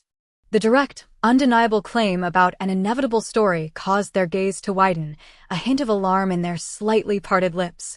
They seemed to grasp the implication. Wouldn't it be better to ensure the truth was told, rather than let others fabricate a version of events? With a gentle, almost amused smile, the figure in blue suggested their companion argued like a child, pressing them about their true motivations. The masked individual, weary but steady, responded with a downcast gaze that they simply listened, leading to a quiet invitation to board. With an exasperated yet knowing smile and widespread arms, one figure playfully confronted the other, demanding to know why they'd been kept in the dark. The questioned figure, appearing surprised, sought clarification before hearing about their father's unexpected appearance on the news alongside Spider-Man.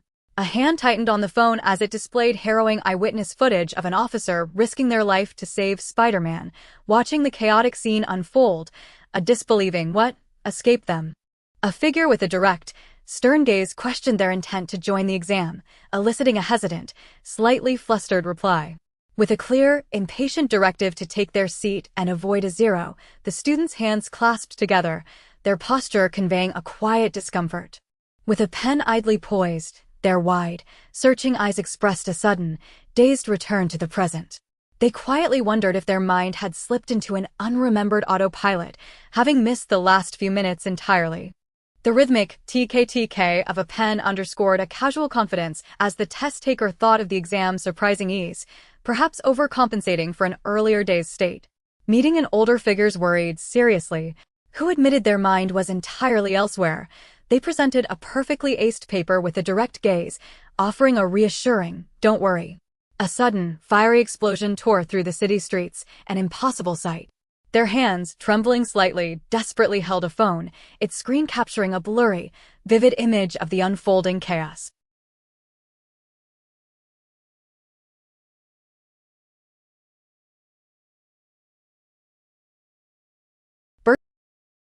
Bursting from the hospital, one figure looked back with bewildered energy, announcing that their interview had gone unexpectedly viral. Nearby, another figure slowly shuffled out with a walker, their steady gaze seemingly accustomed to the world's chaotic pace.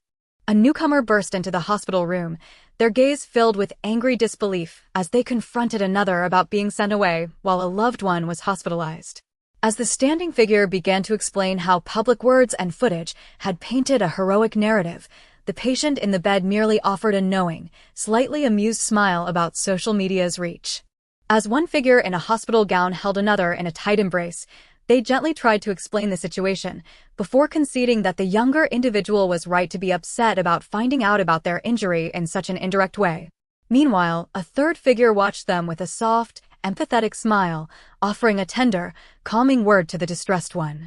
With a soft, knowing gaze back into the room, they announced they would make a quick call, stepping out to grant the others privacy. Their quiet departure offered a much-needed moment for the raw emotions within. The younger figure began to excitedly recount a dramatic event, but their gaze softened with surprise as the other, in a hospital gown, admitted their overwhelming worry had made them oblivious to anything else. With a gentle expression, the recovering figure then offered a calming reassurance that they were, in fact, doing just fine. As the incredible truth began to unfold, their eyes widened in profound disbelief. A stunned exclamation caught in their throat, barely able to voice, "You've gotta be."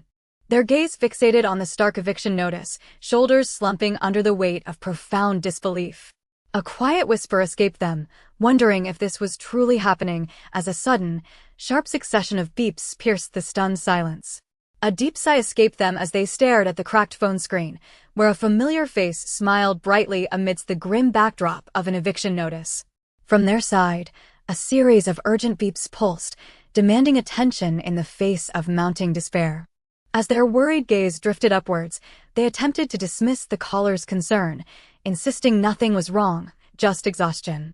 Yet, the person on the other end of the line clearly heard the unspoken distress in their voice. Noticing the excited urgency in the caller's voice, they prompted them to share their news. As the caller revealed the interview from last night had gone explosively viral, their jaw dropped and a hand flew up, expressing utter disbelief at the incredible speed of events.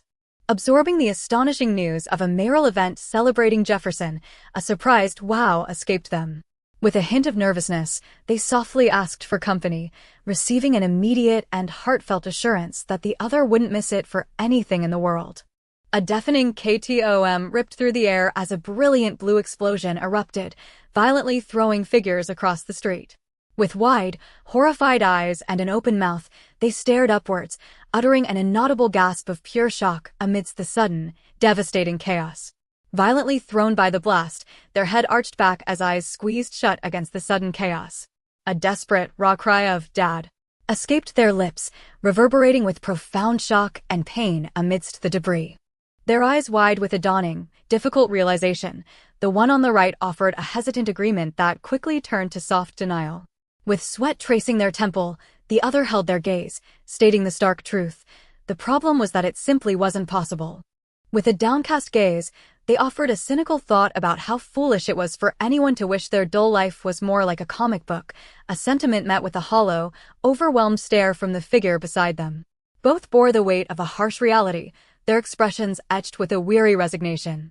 Strolling through the rain-soaked graveyard, their distant gaze seemed to mourn the normalcy they had once cherished as a teenager. With shoulders slightly slumped, they internally acknowledged their reluctance for any grand, origin story, yet understood it was now undeniably upon them. Standing amidst the rain-soaked gravestones, their distant gaze carried a profound weight as the downpour continued. Despite the overwhelming numbness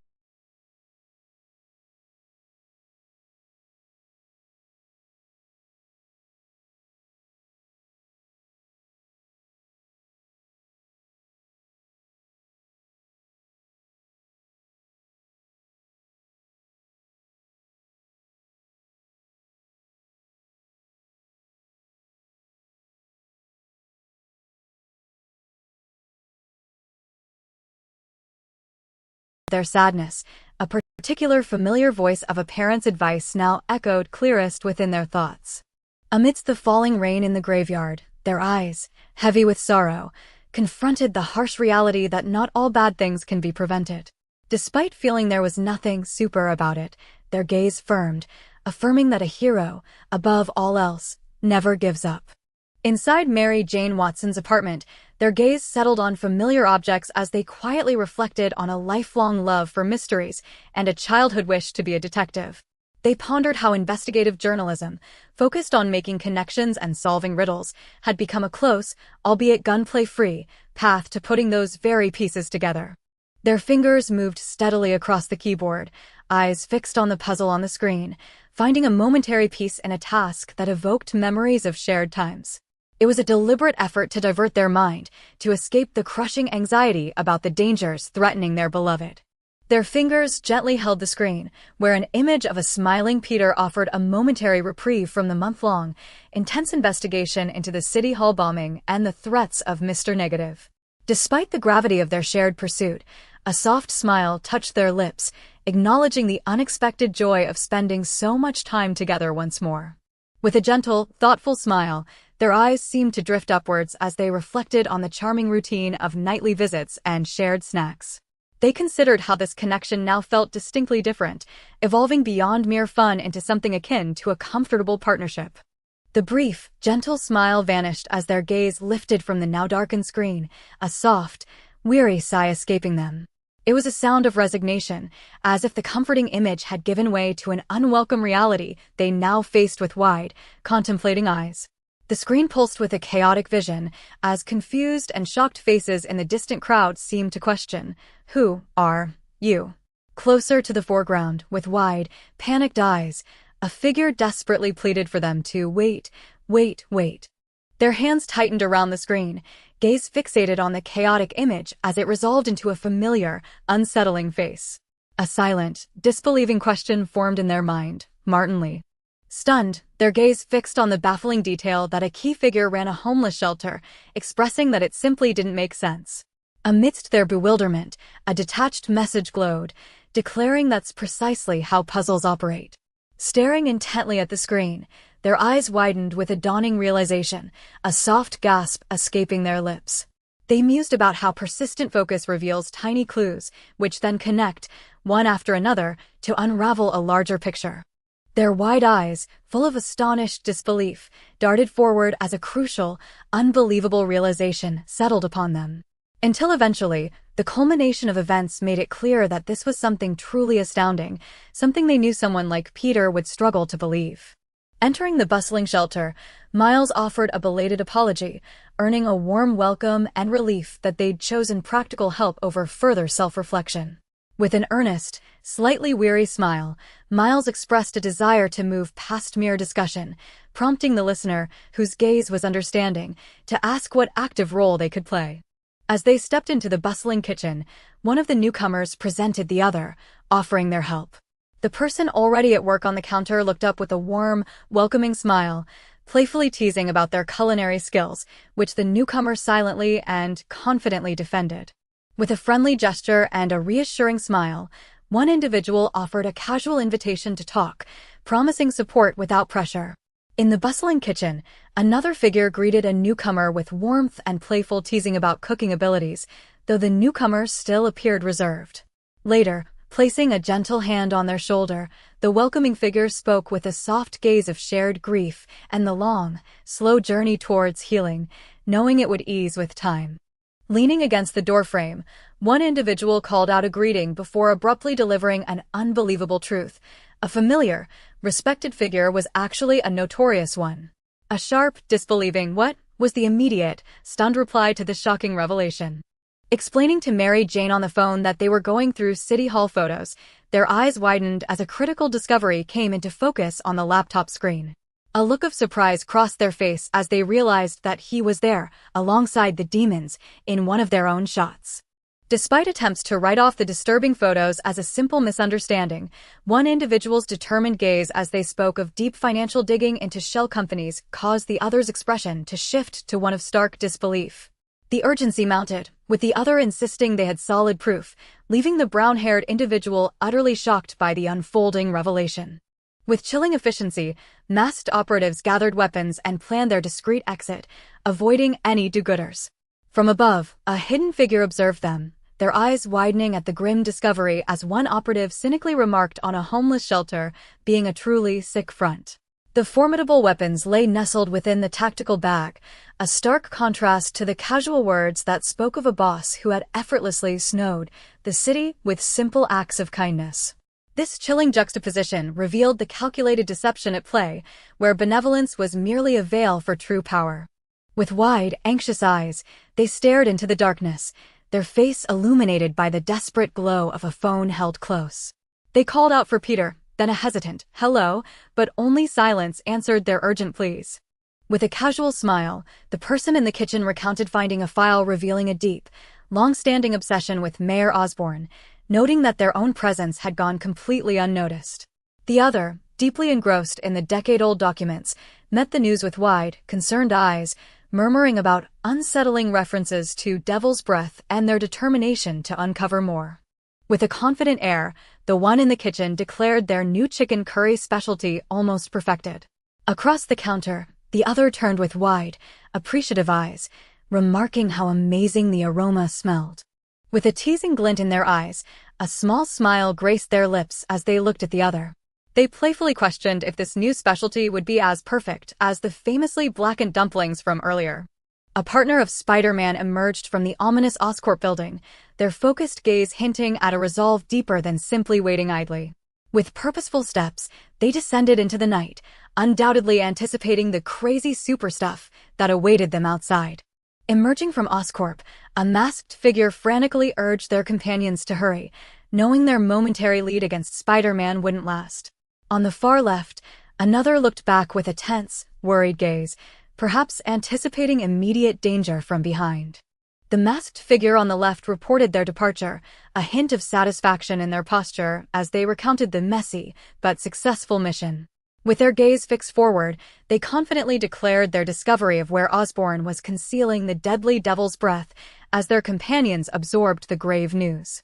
With a focused expression, they spoke into their phone about security goons from Sable International making their way to Central Park. As they listened, new messages flashed on their screen from MJ, reporting they were following a hot lead and signing off with a casual partner, hinting at shared responsibilities. The figure in the suit offered a dismissive reply, claiming ignorance about the escaped thieves and subtly hinting at the other's supposed lack of success. With an unyielding gaze, the masked figure directly challenged them, asserting with quiet conviction that the break-in was no random act, and they both knew it. With an exasperated gesture, the masked figure voiced their frustration that the crack security team had targeted them instead of the true culprits. Gaze firm and guns drawn, another figure sharply clarified the guards' actions, stating they saw a masked individual breaking in. As pulsating red energy held the hero in agony on the ground, the suited figure smoothly introduced them to Silver Sablanova, head of Sable International. With a stern gaze and hand near her weapon, Sablanova challenged the expectations placed on her men, while the hero could only manage a pained, weak greeting. Under the watchful glow of floodlights, the Sable International base camp in Central Park stood vigilant against the night. Its modular structure suggested a hidden hub of critical operations, potentially unaware of the escalating threats unfolding nearby. Amidst the flickering lights of the camp, the red-haired figure expressed their exasperation with the frequent blackouts, soon overhearing a distraught scientist lamenting their involvement with a dangerous project and regretting not destroying Devil's Breath. With a soft smile, they stepped forward, addressing the scientist directly, eliciting a look of utter shock and alarm. With a wide, eager smile, the red-haired figure shared a sudden observation, their gaze fixed on the other. Wide-eyed behind their spectacles and mouth slightly agape, the listeners seemed momentarily stunned by the unexpected words. With a stern gaze, the figure aimed their weapon, demanding to know if Lee had sent the other. The red-haired figure, hands raised defensively, vehemently denied any such allegiance, asserting they weren't with the demons or Sable, their expression betraying a deep concern for what Lee's true intentions might be. With a weapon still held, one figure listened intently as the other, eyes earnest, clarified their shared purpose in seeking answers about Devil's Breath. The scientist, their gaze growing heavy with dread, then unveiled the terrifying reality of the bioweapon, a genetic modification designed to cure, yet becoming a highly contagious nightmare that consumed its victims from within. Mid-leap, one figure vented their exasperation into a message, recalling a recent interrogation before the call concluded with a frustrated beep. Their focus then sharpened on the figure below, a purse snatcher still clutching a knife, now the target for their pent-up anger. Mid-swing, the determined figure concluded their message, asking to be called back upon receipt. With fierce resolve, they then declared their urgent pursuit of Lee, their gaze fixed forward as a discarded, hooded figure lay motionless in the grass below. The weight of a critical lead pressed on them as widespread danger consumed the city, prompting a figure to make a tense call. With a determined gaze, they demanded to speak to Mayor Osborne, even as a masked assailant violently subdued an officer nearby, before issuing a precise, urgent ultimatum to the mayor. A determined expression hardened their features as they delivered a final, grave warning over the phone, the dire consequence of inaction clear in their voice. Their gaze briefly swept over the fearful figures huddled on the ground, held captive by armed guards, a grim reminder of what was at stake. With an unwavering gaze, they absorbed the information displayed before them, the gravity of the city's peril reflecting in their stern expression. Poised and resolute before the illuminated console, their determined resolve remained unyielding despite the widespread danger that pressed in. From above, a silent warning about a critical communication failure from a certain amazing friend seemed to emanate from the device in hand. Below, a confident figure grandly announced it was a lucky day for the assembled crowd to meet the mayor, but one onlooker's wide, worried eyes clearly understood this partnership could be very short-lived. A heavy sadness clouded their eyes as they contemplated a cruel truth. In 10 months, they would lose the ability to hold an apple, let alone the precise grip for a soldering iron. This impending personal loss, reflected in their somber gaze, added another layer of quiet despair to the already dire situation. With their mind growing sharper and more focused each day, they leaned forward in their chair, hand outstretched towards the glowing monitors. Yet a heavy sorrow weighed on them, acknowledging the breakneck speed at which their body deteriorated and fearing they would soon be nothing but a useless, limp rag doll. With their hands poised over the keyboard, they regarded the critical error notifications across the screens, seemingly accepting that their physical form could give out. They reflected with a subtle melancholy that their true achievements had never depended on this outer shell, which merely housed their greater essence. Their hand pressed a key with decisive finality, accepting that the old, tired form must be discarded. Yet, their intense focus on the glowing screens affirmed a fierce resolve that their mind, at least, would persevere. A quiet resolve settled upon their features, their gaze, framed by glasses, fixed forward with a subtle smile. They knew that after discarding the old, it was time to build anew. A confident smile broadened across their face, their gaze bright with satisfaction behind their glasses, as they spoke of clever design improvements. They casually adjusted their jacket, radiating an assuredness in their inventive solution. As their head turned, a soft but decisive click resonated, the sound of their preparations finally locking into place. With their gaze sharpening behind their glasses, a quiet determination settled in, anticipating the next step. A broad, satisfied smile lit their face, their gaze bright as the glowing mechanisms hummed to life around them. With a palpable sense of triumph, they inwardly affirmed their genius, knowing their meticulous preparations were finally complete. With a purposeful stride, their foot engaged the newly activated mechanisms. A powerful K-C-Chen-N-K resonated as armored limbs landed, followed by another decisive C-Chen-N-K, each step sparking with raw, eager energy. A broad, delighted smile stretched across their face as the figure floated effortlessly, their mechanical arms extending with a natural grace that felt so smooth, so natural as if they were born with them. Their triumphant gaze then settled on a monitor, displaying a newscaster reporting a hostage situation at Grand Central Terminal. With a serious, direct gaze, the news anchor conveyed urgent reports of masked gunmen and a Spider-Man sighting. The situation was grim, as they added that the number of trapped individuals was unknown, with police advising everyone to steer clear of the building. With wide, panicked eyes fixed on the tangled wires, they relayed the colors into their phone, privately grappling with the overwhelming realization they were defusing a bomb. A voice on the other end, offering a technical clarification about it being a biochemical weapon, was met with a sharp, familiar interjection before a hasty apology. With focused attention, they carefully described the device's wiring, noting blue connected to a battery, yellow to a fan, and red strangely marked with an exclamation point. A voice on the other end responded with immediate relief, confirming that simply unplugging the wires would finally mean they were home free. Their wide, panicked eyes fixed on the device, they reacted with an urgent wait. No, as the voice on the other end of the phone mentioned unplugging the wires. Their hand hovered, ready to intervene, a sudden desperation etched across their face. Their eyes wide with sudden alarm, they clutched the device tighter as a voice urgently warned about the specific unplugging order needed to avoid devil's breath dispersal. A stunned "what?" was their immediate, shaken response. With the device pressed to their ear, they offered a swift apology, a realization dawning on them that crucial information should have been conveyed earlier. A slight exasperation crossed their face as they tried to de-escalate the situation, reassuring the other person with a repeated okay.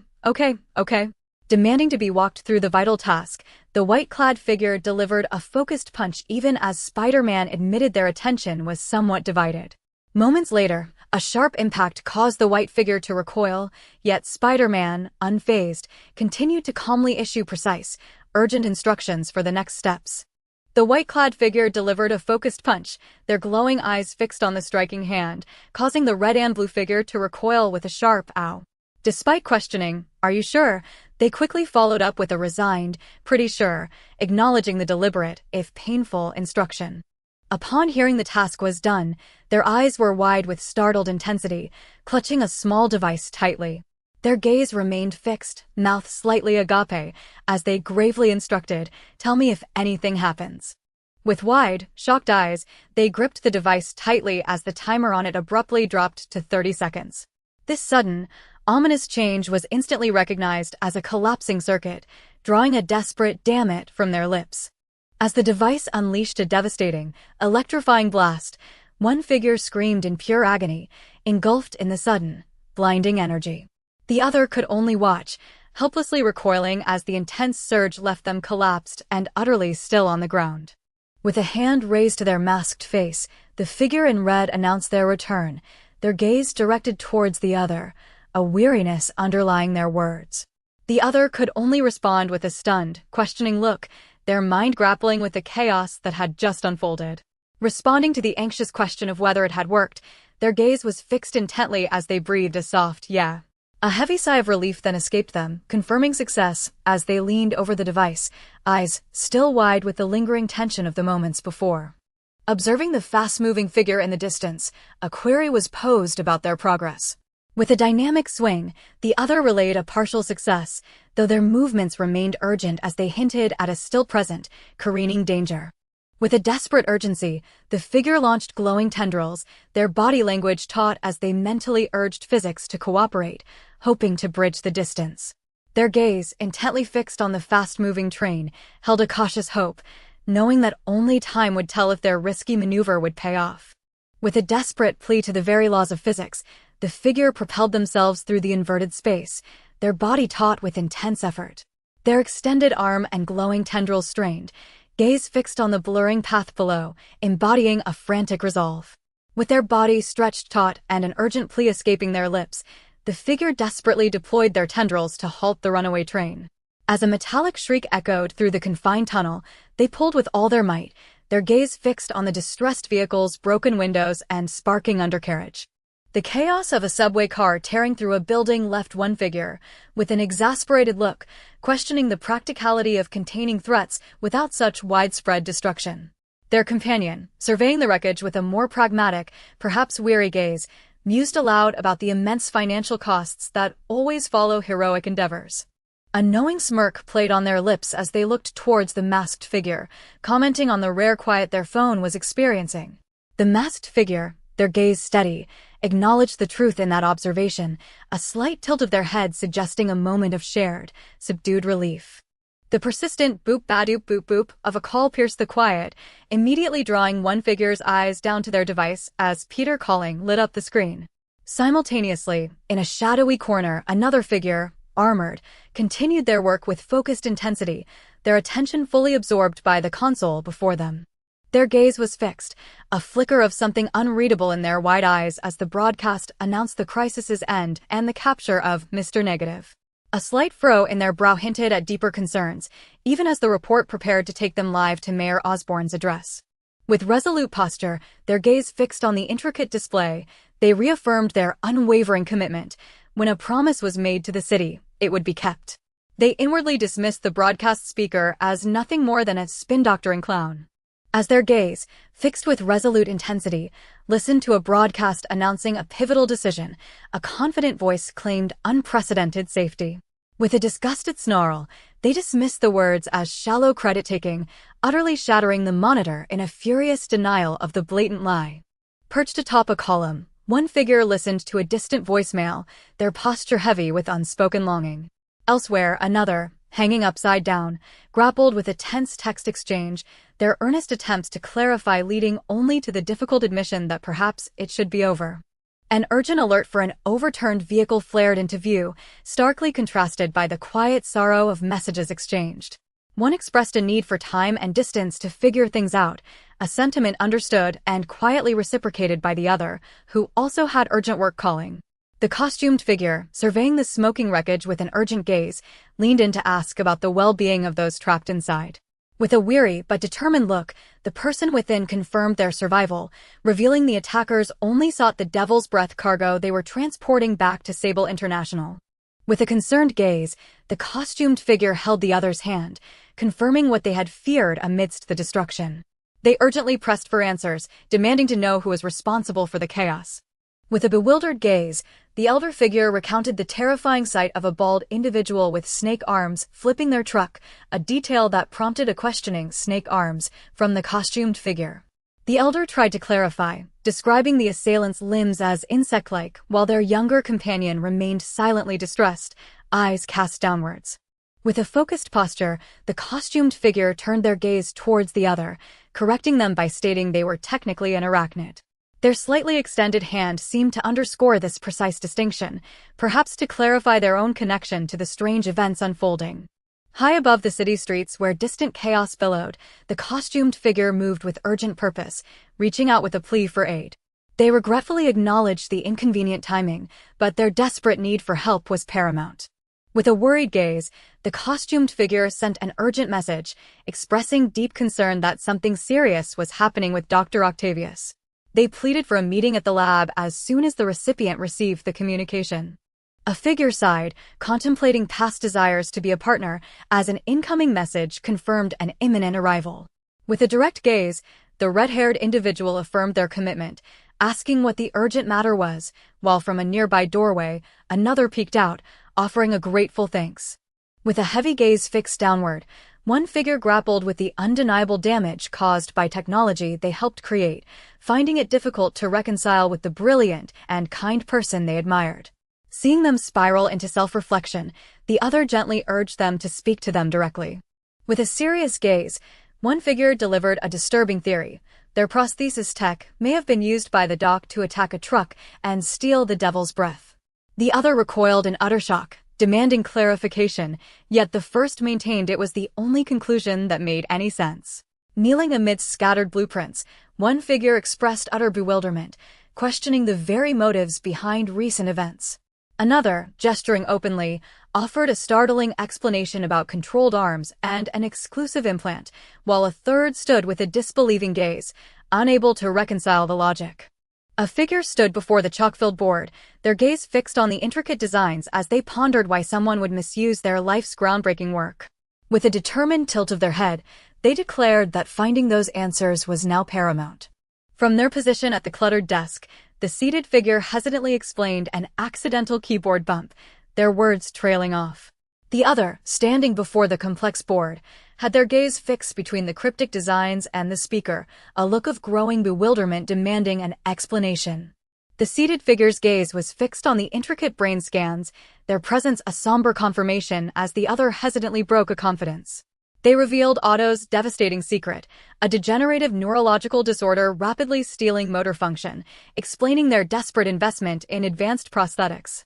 their gaze gravely fixed on the complex brain scans. One figure explained that the damage wasn't merely motor-related, but deeply threatened to alter the individual's entire personality. As the other listened with a worried frown, emphasizing how inhibitions and impulse control were at risk, they asserted the desperate need to find him, impatiently dismissing a tangential concern about cybernetic arms. The dire pronouncement that Octavius possessed the devil's breath settled over the sprawling metropolis.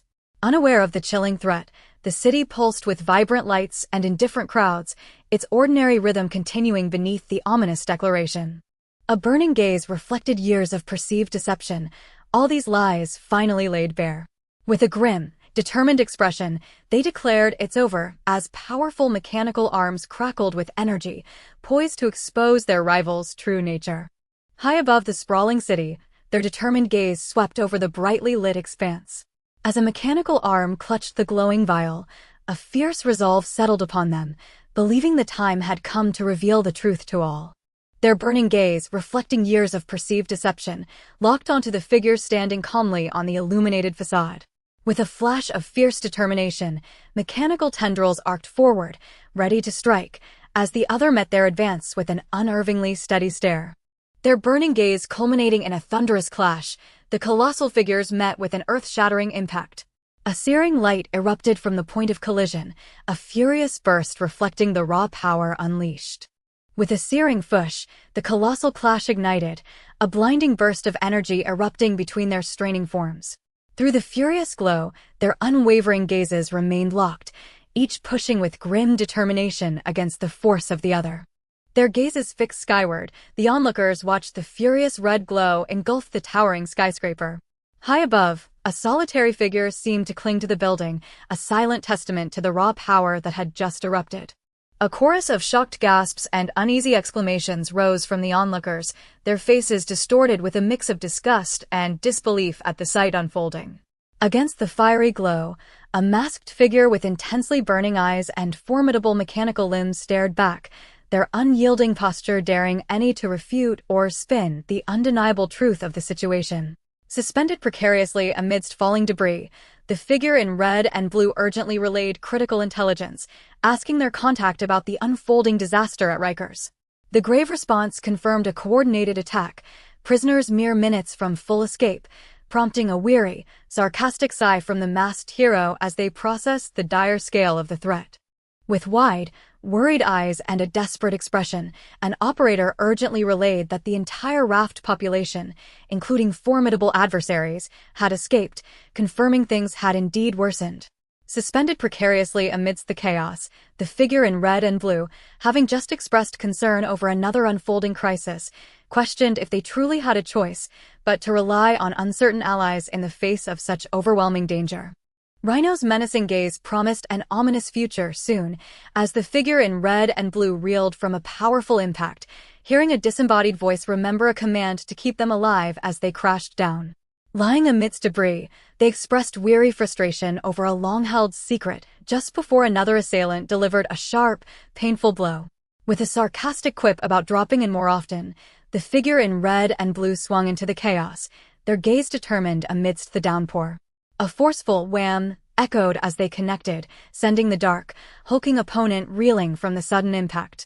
The figure in red and blue knelt, momentarily pinned amidst a circle of foes who now seemed to act with an unexpected, almost amused, cohesion. With a wry smile, one among them mused aloud about the surprising effectiveness, and even a strange sort of fun, they found in their coordinated efforts against the hero. Under the heavy rain, the goggled figure's intense gaze bore into the other, their raised fingers silently warning them that they weren't acting like themselves. With a stern expression, they delivered a definitive, final warning to cease their actions, as the suited figure's white lens stared back. The masked figure, defiant on the ledge, extended a mechanical arm, its blast sending the other reeling backward as they vehemently declared, "Stay out of our way." Thrown amidst the rain and debris, the falling figure's body twisted, conveying a sudden, desperate struggle against an overwhelming force. The goggled figure, standing tall amidst the downpour, fixed their intense gaze on the dark, obedient figures gathered before them. A chilling resolve settled on their face as they proclaimed the city's impending fall, ready to bring it to its knees with a sinister, powerful intent. The masked figure, half submerged in the swirling, rain-lashed waters, pushed forward with a determined, low stance. Their focused gaze sharpened as an urgent voice from the unseen confirmed their target was close by. Standing resilient amidst the heavy downpour, a figure addressed the partially submerged form, their gaze firm. While they acknowledged the grave situation, their voice offered a crucial piece of news, confirming the survival of another, illuminated by a blinding glow. With a deep sigh, a masked figure leaned heavily against the cold metal of the bed frame, their head bowed in weary resignation as the news report detailed the mayor's accusations. Hearing the blatant deflection of blame, especially after the true origins of the crisis were revealed, drew a quiet, indignant, just monstrous from them. The crowd pressed against the barricade, their faces contorted with rage and desperation as they demanded answers regarding the closed hospitals amidst the outbreak. Facing their emotional outburst, the line of armored figures remained unyielding, instructing them to calm down and step away, even as whispers of Oscorp's unproven anti-serum only fueled further distrust. Even amongst the armed figures guarding the medical center, confusion brewed regarding the widespread closures, while the restless crowd pressed forward. A distinct sense of dread settled on their line, realizing they were on the verge of being gravely outnumbered, yet the desperate throng still questioned the true nature of their opposition. The crowd, composed of unarmed doctors, patients, and parents with sick children, pressed desperately against the barricade, their masked faces pleading for access. Despite their evident vulnerability, the chilling suggestion was made from the other side that a small show of force might still be in order. As one armored figure adjusted their weapon, a soft pink glow indicating a change to non-lethal settings, they calmly conveyed the order to set to stun. Their comrades, turning with expressions of surprise, exchanged disbelieving glances, one asking what, while another questioned the seriousness of such a command. The armored figure held their weapon steadily, their obscured gaze reflecting an unyielding adherence to duty as if to declare that orders are orders. They affirmed the command to tase anyone who dared cross the line, their posture resolute against the pressing crowd. With an abrupt slash and a decisive shift in their posture, the armored figure declared a new plan, their stance reflecting a sudden, urgent resolve. A powerful THWMP followed, as their weapon was brought to bear with unexpected force, signaling a swift change in strategy. A figure swung into view with playful determination, their body a blur of motion against the city skyline. With a confident twist, they firmly called out to the armored troublemakers, insisting they leave the innocent citizens alone. Swinging in with playful determination, the figure in red and blue declared a swift lesson for their opponents, their gaze sharp and confident. Landing gracefully, they pressed a foot to a vanquished foe, suggesting it was time to reevaluate their life choices, as another lay defeated nearby. The armored figure lifted their hands, a pleading gesture as they acknowledged the grim situation and sought common ground based on a sense of right and wrong. The figure in red and blue turned their head, their gaze unwavering as they weighed the unexpected appeal. As they held their camera steady, focused on the unfolding chaos, a sudden, blinding energy burst violently beside them. Their body tensed, and a sharp, surprised whisper escaped their lips, recognizing the grave reality of a shot. The violent KRR-SSH shattered the calm, drawing a pained "No" from their lips as their face contorted in agony. Elsewhere, a figure snapped into a defensive stance, weapon raised, their gaze fixed on the doorway as they sharply questioned, "Who's there?" Crouching low amidst the rubble, their gaze was sharp with caution as they demanded the unseen intruder reveal themselves. The silence stretched, prompting a hushed whisper, wondering if the elusive presence was even still there. With eyes blazing with a fierce, unwavering resolve, they uttered a chilling promise. The unseen intruder